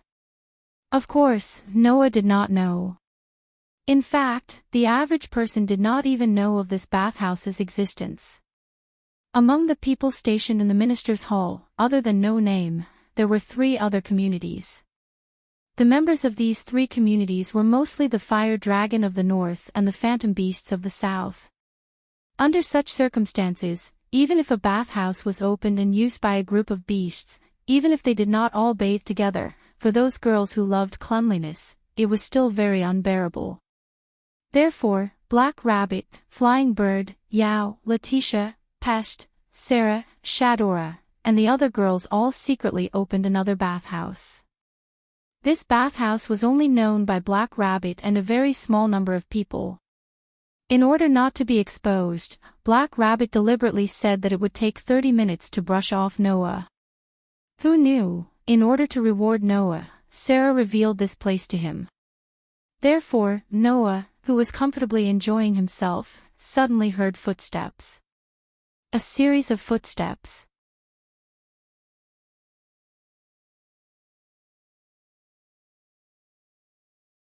Chapter 1533. Because Noah was the only one in the bathhouse, he heard the footsteps as soon as Noah heard them. Suddenly, Noah opened his eyes and looked at the door in confusion. Someone's here. This wasn't something to be surprised about. The bathhouse was so big that it was impossible for only one person to use it. Rather, it would be more accurate to say that it was normal for someone to come. However, it was normal for someone of the same gender to come. Therefore, when the conversation came from outside, Noah, who clearly heard the conversation, was completely stunned. You stupid rabbit, you actually took so long to find a piece of clothing. You made us wait for you for so long. This was the voice of a flying bird. It's so cold, I'm almost frozen. This was Yao's voice. As a noble, if you can't even avoid such a low-level mistake, you will be ridiculed. This was Letitia's voice. Undoubtedly, let me come by myself. This was Pest's voice.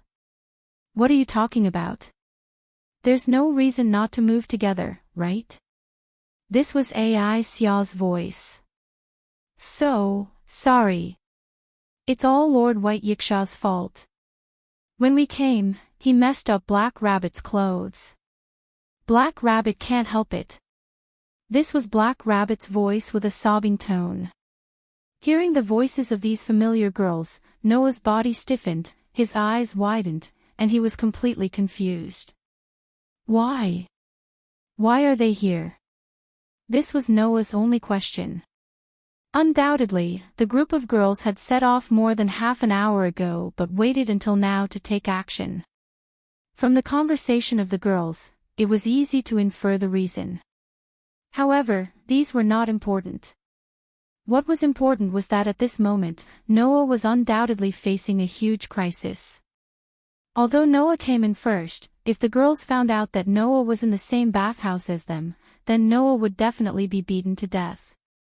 It sounded unreasonable, but sometimes, it was a woman's privilege to be unreasonable.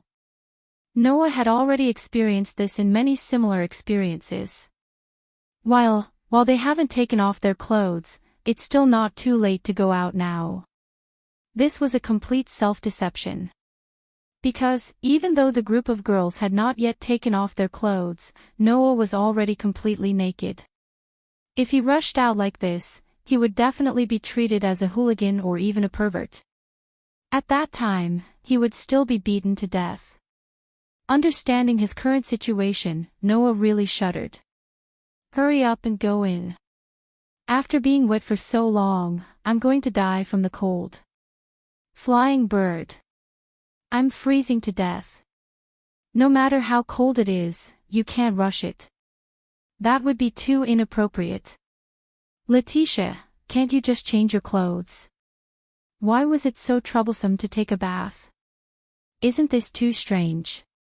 Pest, no, isn't it strange for you to think that way? AI Xia, alright. Everyone, hurry up and enter. In order to apologize to everyone, I'll let Black Rabbit scrub everyone's backs. Black Rabbit, as they chatted like this, the footsteps of the group of girls could be heard again. Moreover, they were still approaching this side. At this time, Noah was completely out of options. Thus, without any hesitation, Noah dodged and hid behind a rock at the side. At this time, the door was pushed open. A group of girls chatted as they walked in the direction of the bathing pool. Then, one by one, they walked into the bathing pool, causing the sound of splashing water to be heard. To be fair, Noah was also a man with good physical and mental health. Although he was not a pervert, when faced with this kind of temptation, he could not help but glance in the direction of the group of girls. Then, a paradise appeared in front of Noah. Flying birds soaked in the water and softly moaned with a satisfied expression. I'm finally alive, it's so warm. Yao's beautiful face was flushed. It's so comfortable, so you guys have been secretly hiding such a good place. Ai Xia felt happy and envious at the same time. You guys are truly too cunning. As for Black Rabbit and Letitia, they were soaking in the water with a comfortable expression. They were even stretching their bodies. Pest was the only one who seemed to be in a bad mood.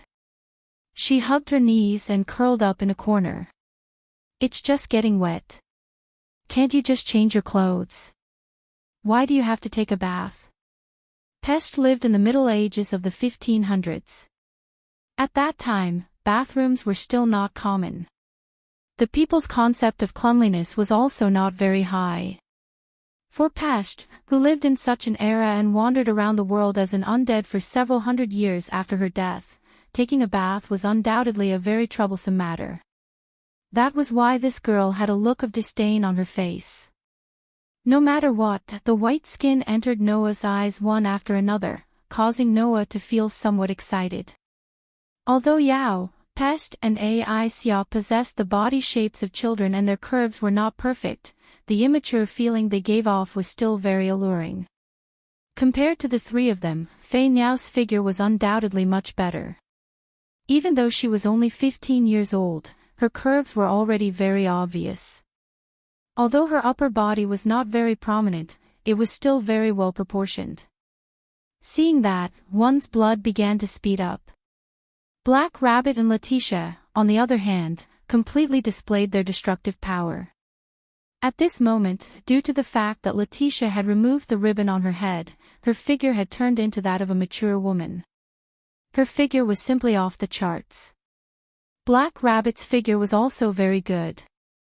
Her curves were very prominent, causing one to be unable to shift one's gaze away from her. Seeing those two beautiful bodies, especially those plump upper bodies, Noah was truly unable to shift his gaze away. Fortunately, Noah possessed pretty good self-control.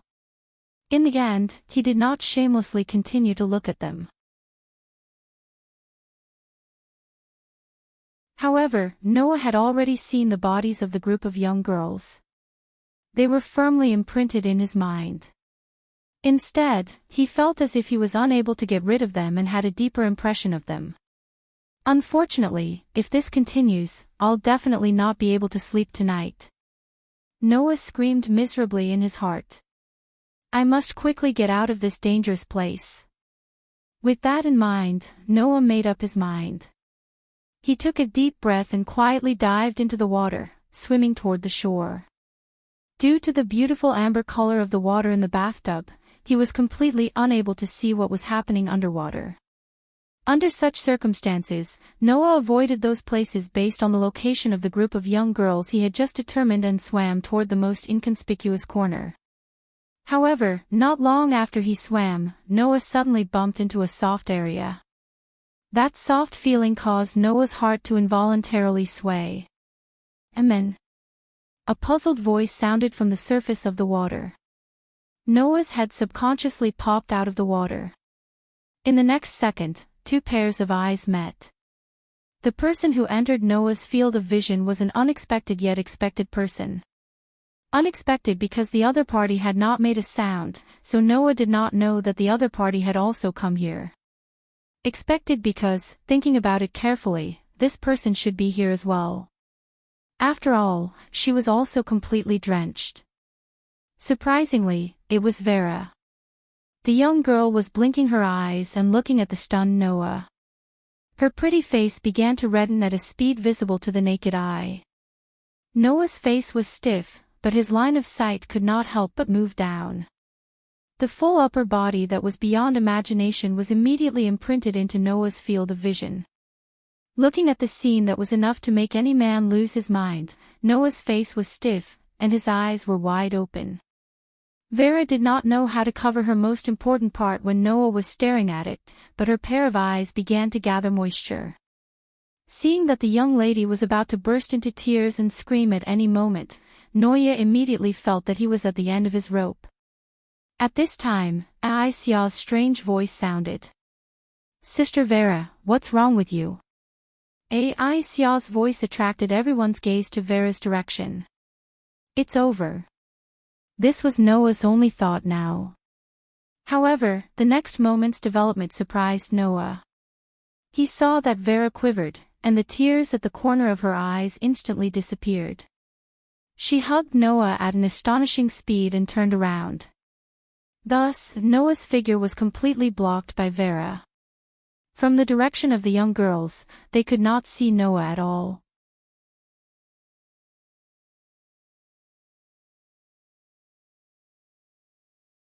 Chapter 1534. The young women present did not discover Noah's whereabouts in time. Merely, when they saw Vera suddenly turn around without any warning, the group of young women all became suspicious. "Miss Vera?" Black Rabbit asked in a probing manner. "What's wrong with you? You couldn't possibly be planning to smash someone with a blunt object again, right?" Flying Bird's tone was filled with displeasure. "Let me make this clear first. If you do it again, I will definitely turn hostile this time." Ya did not say anything. Instead, he nodded his head repeatedly in agreement.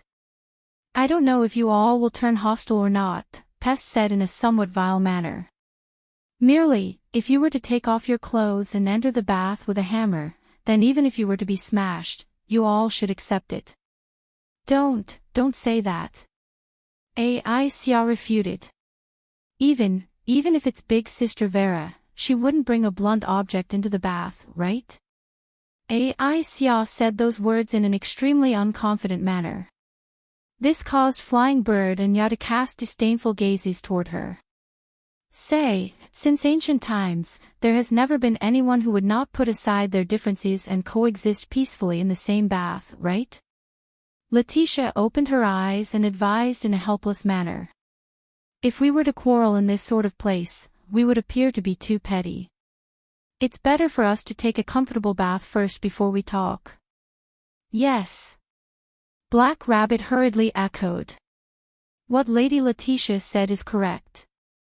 Everyone, the most important thing is to take a bath peacefully." Hearing those words, Flying Bird and Ai Xia immediately shut their mouths and no longer said anything.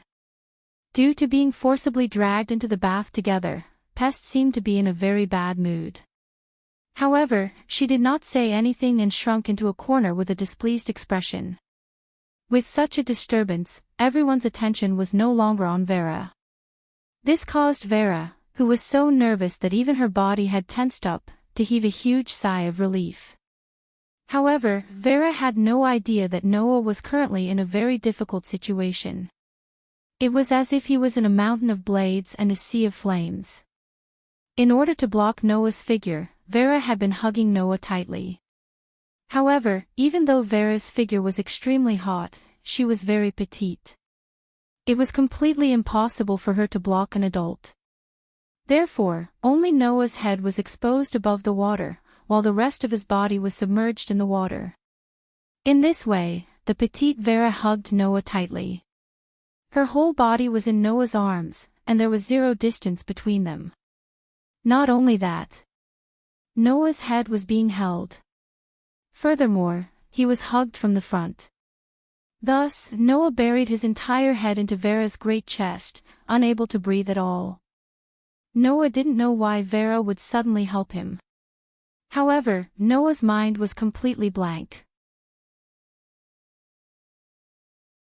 An indescribable softness and elasticity surrounded Noah's entire face from all directions, and there was not even a thin layer of cloth as a barrier. In addition, under the water, Vera was also sitting in Noah's arms, closely sticking to him. This unprecedented feeling caused Noah's breathing to be completely cut off. At the same time, Noah's pores all over his body opened up and he shuddered. No, I can't." Noah desperately screamed in his heart. "This is really too much." Vera, who was completely unaware that Noah was facing a physical and psychological crisis, was still rejoicing that they weren't discovered. She then lowered her head and looked at Noah, whose entire head was in her arms, softly asking, "Are you okay?" "Okay. No matter how you look at it, it doesn't look like he's okay." If this continued, Noah would really die in the arms of a natural Lolita demon. Vera would obtain the glory of smoothly killing a hero who could even force humans into a desperate situation in the final trial. Moreover, it was under the circumstances of not losing a single soldier, not a single drop of blood or sweat. At that moment, Noah reached out his hand and pushed Vera's soft and delicate body under the water, trying to make this girl release him. "Ah!" Vera softly exclaimed, her face flushed red. Not only did she not release Noah, but she also hugged him even tighter. Don't touch me." It seemed that this girl thought that Noah was taking advantage of her. Noah wailed in his heart, but he didn't dare to touch Vera casually with his hands. He could only move his head in an attempt to break free from Vera's embrace. "Ugh!" Vera softly moaned in discomfort, her face turning even redder, and the hand that hugged Noah's head tightened. Don't move. It'll itch." Noah didn't move anymore. It wasn't because of anything else, but because his consciousness was gradually drifting away. Vera only now realized that something was wrong, and suspiciously released Noah's head. "Ha!" Noah immediately gasped for air as if he was drowning. In the quiet bathing area, this sound was too abrupt and too obvious. Black Rabbit's long rabbit ears slightly trembled, and he looked in Vera's direction with a face of surprise. What was that sound just now? Although the rest of the people didn't have as sharp a hearing as Black Rabbit, they more or less heard some strange sounds, and all of them looked in Vera's direction in puzzlement. Vera only felt that everyone's eyes were focused on her, and immediately subconsciously hugged Noah's head in her arms. Noah finally felt fear in his heart. Although it was an unimaginably wonderful feeling to be surrounded by Vera's proud bosom, it was something that could only be exchanged with his life. If he was hugged by Vera again, then this time, Noah didn't have the confidence to escape from death. Hence, before Vera could reach him, Noah dove into the water, leaving Vera with no chance of catching him. Vera suddenly lost her balance, and fell into the water, pressing down on Noah's body. Noah almost suffocated from the pressure. At this time, the doubts in the hearts of the group of girls rose to the peak. Flying Bird frowned, stood up, and walked in Vera's direction. "What are you doing over there alone?" Vera, who came out of the water, saw Flying Bird walking over, and suddenly became flustered. "No. Nothing. There's nothing here." Unfortunately, Vera didn't know that this action was even more suspicious. However, before Fei Niao's doubts could rise, Vera, who was waving her arms in a panic, accidentally gave Fei Niao a hard push. Flying Bird suddenly exclaimed, and like Vera, she fell into the water. In the water, Noah, who was preparing to swim to the shore, felt a soft and delicate body pressing down on him, pressing away all the air in his lungs. "Ah!" Flying Bird, who fell into the water, screamed, hugged her chest, jumped up, and pointed at the water with a red face. There's something. There seems to be something in the water." With one sentence, the group of girls all stood up in surprise, and stared at the water surface. Coincidentally, Noah, who was just pushed out of his lungs by Flying Bird's fall, turned into bubbles and emerged from the water surface. The group of girls were all shocked, and one after another, they used their hands to cover their bodies. "Who?" Letitia's pair of deep red eyes flashed with a sharp light. "Who's there?" After saying that, Letitia's shadow on the water surface suddenly swelled up, turning into sharp shadow blades. They drew a perfect trajectory in the air, and like a storm, they fell on the water surface in front of Flying Bird and Vera. Bang! The storm-like shadow blades exploded the water surface, causing a huge splash in the bathing pool. Flying Bird and Vera, who were the closest to the pool, were directly swept away by the splash. They cried out in alarm, and then were caught by Black Rabbit and Yao. How? How is it? Xia asked while trembling with fear. Is it dead? Pest was also staring intently at the surface of the water. With a frown on her face, she covered her body and slowly approached the water. Seeing this, Vera finally reacted, and a nervous expression appeared on her face. Everyone was staring at the water surface, causing the entire bathing pool to sink into an indescribable silence. After a while, a shadow appeared on the water surface. The group of girls opened their eyes wide. In the next instant, a person floated out of the water, and floated on the water surface like a corpse. Looking at that person, the pretty faces of the group of girls all turned red. Ah! Earth-shattering screams echoed in the air.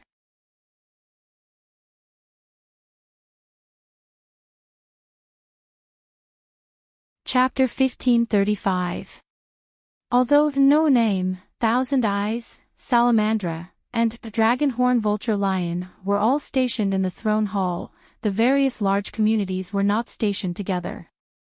Instead, they each occupied an area within the throne hall, acting as the community's base of operations. At this moment, in the reception hall of the No Name base, Feinya was furious. This is unbelievable. The girls from the era of Zhao He seemed to have encountered an unimaginable disaster. On one hand, their faces were red from shame, and on the other, they kept shouting at Noah who was sitting in front of them. To actually do such a thing, can you still be considered human? Do you have any sense of shame? Obviously, Feinya was still unable to take what happened in the bathhouse to heart. However, that was natural. It was believed that most girls who encountered such a thing would not be able to take it to heart. Feinya from the era of Zhao He was even more so. When Flying Bird thought about how she had not only been seen completely naked unknowingly, but also accidentally pressed her entire body against Noah's body, her entire body trembled. She simply wished she could strangle Noah to death and then commit suicide. Although the other girls did not react as fiercely as Feinya, their gazes towards Noah were also filled with condemnation. Xia, on the other hand, was hiding behind Vera's back, mumbling to herself with a red face. Scene. Scene. Scene. Scene. Scene. Noah Sama saw everything, only Vera was at a loss as she looked at the scene in front of her. In the end, she could only look towards Noah with a pleading gaze. Sensing Vera's pleading gaze, Noah really felt like his stomach was hurting. Noah really wanted to scream out loud when he sensed the condemning gazes from the young ladies present. Undoubtedly, the person who should be asking for help is me. Of course, Noah did not shout out this sentence. Because, in the current situation, Noah did not have a friend who was worth asking for help. Therefore, Noah could only use the same words that he had said countless times before. I already said, I did not peep. Unfortunately, even the intelligent Noah did not understand the current situation. Actually, it didn't matter whether Noah was peeping or not. Compared to this matter, the only thing that the girls couldn't care about was the truth. Yao narrowed his eyes and looked at Noah with disdain as he stated the truth. But you still saw it, didn't you? Noah was at a loss for words. That was right. Regardless of whether he was peeping or not, it was a fact that Noah had seen all the girls' bodies. As long as this fact existed, it didn't matter whether Noah was peeping or not. Seeing that Noah had fallen into a state of silence, the girls present all revealed embarrassed and angry expressions. What? Pest spoke in a mocking manner. So, you're also this kind of person. Woo! Black Rabbit's eyes were filled with tears. You too, the symbol of purity, was sullied just like that.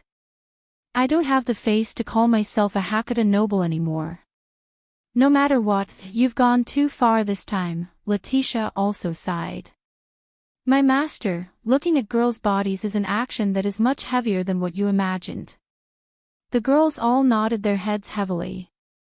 They seemed to be in great agreement with Letitia's words. Seeing this, Noah's expression became resentful. In the end, he spread his hands helplessly. In other words, you all want me to take responsibility. Take responsibility. The young girls all cried out in surprise, and their beautiful faces once again turned red. Flying Bird was like a cat whose tail had been stepped on. Her face and ears turned red as she cried out. Who wants you to take responsibility? Noah was immediately at a loss. In other words, I don't need to take responsibility. Once those words were said, Black Rabbit, Flying Bird, Yao, Letitia, Pest and even AI Xia all looked at Noah with their coldest gazes. This caused Noah to shiver all over. He wanted to cry but had no tears. He couldn't take responsibility, and he couldn't not take responsibility either. What exactly were they planning to do? As expected, women were mysterious creatures. It was impossible to understand their hearts. Speaking of which, Flying Bird seemed to be unwilling to add more shame to this matter. She turned around and glared at Vera. Why did you help this guy hide it from us? After hearing Flying Bird's words, the group of girls suddenly remembered. The first person to discover Noah's whereabouts was undoubtedly Vera. However, not only did this girl not report it, but she also covered up for Noah. This led to the tragedy that happened later.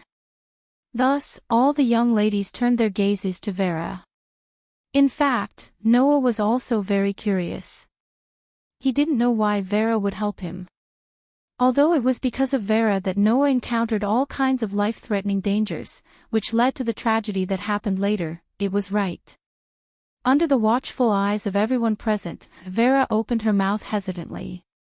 Since he protected me, I have to protect him too. Vera only protected Noah because he planned to protect her from Maxwell. How should one put it? This girl who appeared to be completely unworldly was much purer and kinder than everyone imagined her to be. However, the so-called good intentions doing bad things was undoubtedly referring to Vera's situation. Ah. Really? I still can't let go of this. Flying Bird seemed to feel that she had suffered a great loss. She spoke to Noah in a somewhat impatient manner. Forget about Letitia and Pest. But for us, you have to give us an explanation. Pest immediately revealed an expression of disbelief. What do you mean forget about me? I've also been seen naked. The one who replied to Pest was not Flying Bird. Instead, it was Yao. But aren't you Noah's subordinate? I am only his subordinate.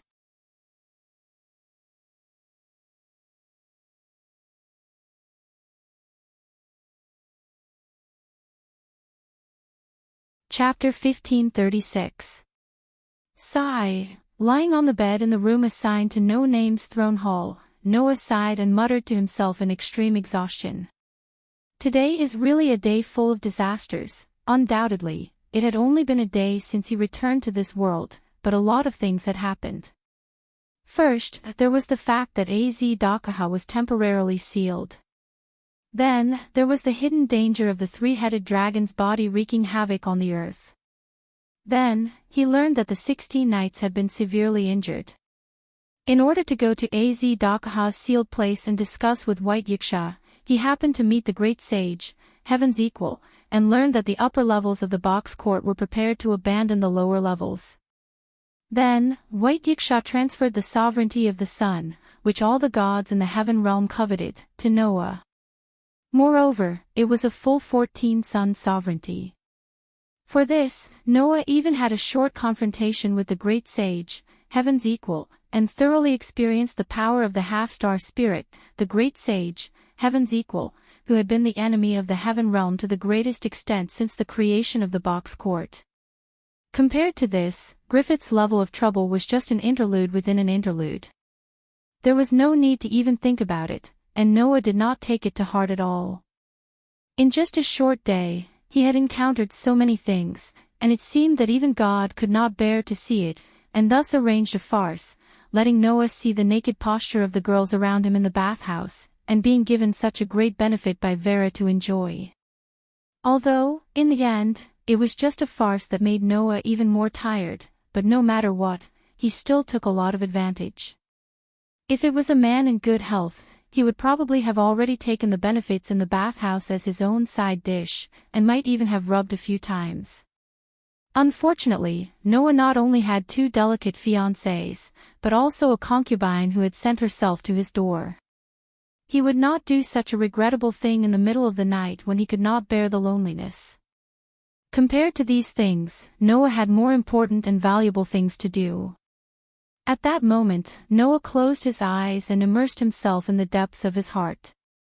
In the center of the boundless universe ocean, the outline of the stone plate, which was connected to 10 independent patterns, was still quietly suspended there. At the center of the stone plate was the mark of a sun. In the sun's imprint, the 16 imprints each occupied a region, equally dividing the entire sun. Among them, the lion and dragon inscriptions were emitting a sun-like radiance. That was the proof that the Leo constellation of the 12 zodiac signs and the dragon constellation of the 12 equatorial stars were working. Since the two sun sovereigns were radiating brilliance, it meant that Noah was strengthening the two sun sovereigns.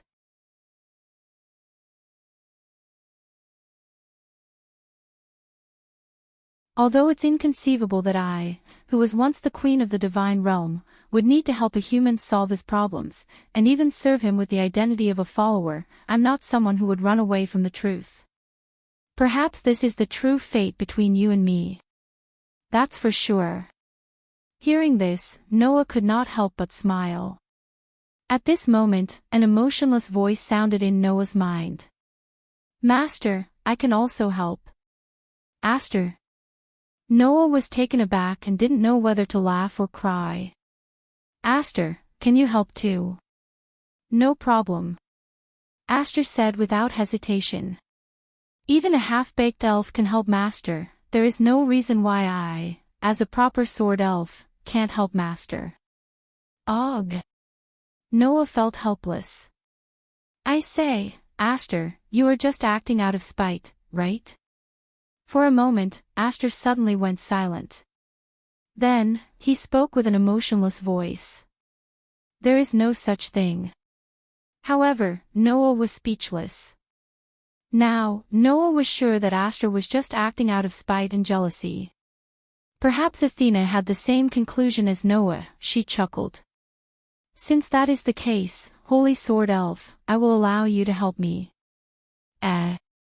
Noah was surprised. Can you really do it? Master, Aster said with some dissatisfaction. I can do it. Don't underestimate your Holy Sword Elf. Athena said. Although she isn't as wise as I am, she is still the strongest elf who has lived in the elemental world for more than 1,000 years. Perhaps, I can combine what this elf has seen and heard over the past 1,000 years and find a way to make use of the sun's sovereignty from an elf's perspective. Is that so? Noah nodded in realization. Then I will leave it to you. I am Master's sword. Aster's voice became lighter.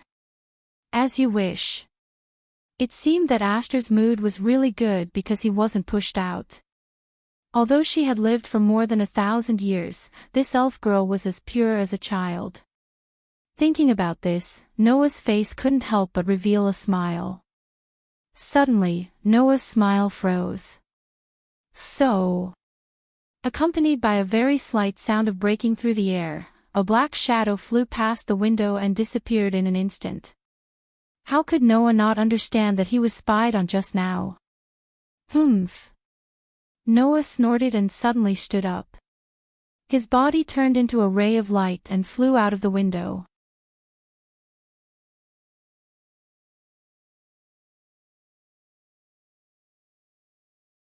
Chapter 1537. Amidst the faint sound of breaking air, a figure flashed through the night sky like a ghost. With a flash, it instantly appeared at a place 100 meters away. Not only that, the figure actually avoided all the patrolling people in the process of running. It followed the most secretive route and rushed past. From beginning to end, no one noticed it. When Noah jumped out of the window of his room, the figure in front of him had just disappeared and left Noah's field of vision. During this process, the surrounding patrolling people still did not discover any trace of the other party. This was not a joke. Not to mention the throne hall where the four communities, No Name, Thousand Eyes, Salamandra, and Dragonhorn Vulture and Lion, were stationed. The entire vampire's castle had patrolling people. It could be said that the security was tight. And the other party was actually able to avoid everyone's eyes and ears while patrolling so many communities. This was enough to prove that the other party was not simple. Why would such a person suddenly appear here and spy on Noah? While thinking about this question, Noah's figure had already turned into an afterimage. He violently shot out and chased after the figure in front of him that had completely disappeared from his field of vision. With the support of LV6 ability value, now, even if Noah did not use any strength, his speed had reached an astonishing level. The figure that was escaping did not seem to have any way to gain an advantage in this aspect. Therefore, in just a few short seconds, Noah, who had rushed out, discovered the black figure that had flashed into an alley. Without any hesitation, Noah also dodged and darted into the alley. The tip of his foot touched the ground with extreme agility. His body was like a bullet that was shot out of a barrel as he violently shot in the direction of the fleeing black shadow. In the next moment, Noah suddenly caught up with the running figure in front of him. Staring at the back of the figure, Noah's eyes trembled as he gathered power in his hands. At this time, the distance between Noah and the other party was only a short 2 to 3 meters. At this distance, Noah could instantly erase it. The distance between the other party and Noah was so close that they could reach out and touch each other. Noah naturally wouldn't let go of this opportunity. Next, Noah only needed to reach out and grab the other party. Then, he would be able to take the other party down. If the other party resisted, Noah wouldn't be so polite when the time came. However, just as Noah was about to reach out and grab the shoulder of the figure in front of him, what happened next caused Noah's pupils to shrink. Buzz! One could only see the body of the nearby figure suddenly tremble. Soon after, it suddenly disappeared from the spot. Noah saw it clearly. At this moment, the figure that was only 2 or 3 meters away from Noah suddenly appeared 100 meters away and continued to rush forward. This unbelievable scene caused Noah's eyes to flicker. In Noah's memory, there were only 3 kinds of power that could do such a thing. The first was the power of the seraphic speed. It was able to shorten the distance of movement in the sense of controlling time, allowing one to obtain unimaginable speed. It was not difficult to appear and disappear unpredictably and appear in another place in an instant. The second kind was teleportation. Whether it was teleportation magic or teleportation, they could all achieve the same thing. The last kind caused Noah's dark and deep eyes to flicker. However, he did not hesitate. His body was like lightning as he rushed forward and chased after the fleeing figure. However, this time, Noah did not attack that person. Instead, it was as if he planned to follow the other party. He firmly hung at a distance of less than 4 or 5 meters from the other party. Although the person in front didn't turn around, he seemed to know Noah's plan like the back of his hand. He didn't use the power that could appear and disappear unpredictably, which was comparable to God's speed and teleportation. Instead, he maintained this speed and rushed forward. The two of them flew forward tacitly until they arrived at the edge of the ancient castle. When they reached a small path where no one was, they suddenly stopped. Noah immediately slowed down and slowly came to a stop. A silent atmosphere suddenly spread out and shrouded the entire space. Noah and the person in front of him did not take the initiative to make a move. One of them had his back facing Noah, while the other just stood there quietly. Neither of them spoke.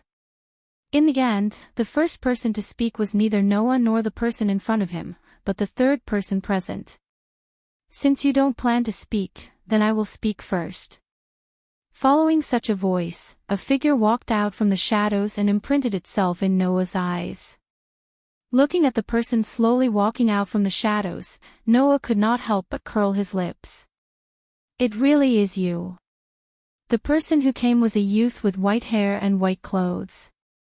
It was the 10th incarnation of Vishnu, the hero who saved the world during the apocalypse Galgi.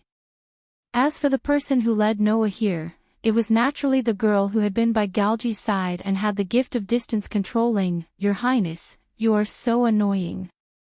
Ling turned around in dissatisfaction and grumbled. "I thought I should at least be more patient than him so that I can take the lead in the following conversation. This idea is understandable, but unfortunately, you used the wrong person." Ling Galji's expression did not change. "Compared to us, he doesn't need to be anxious at all."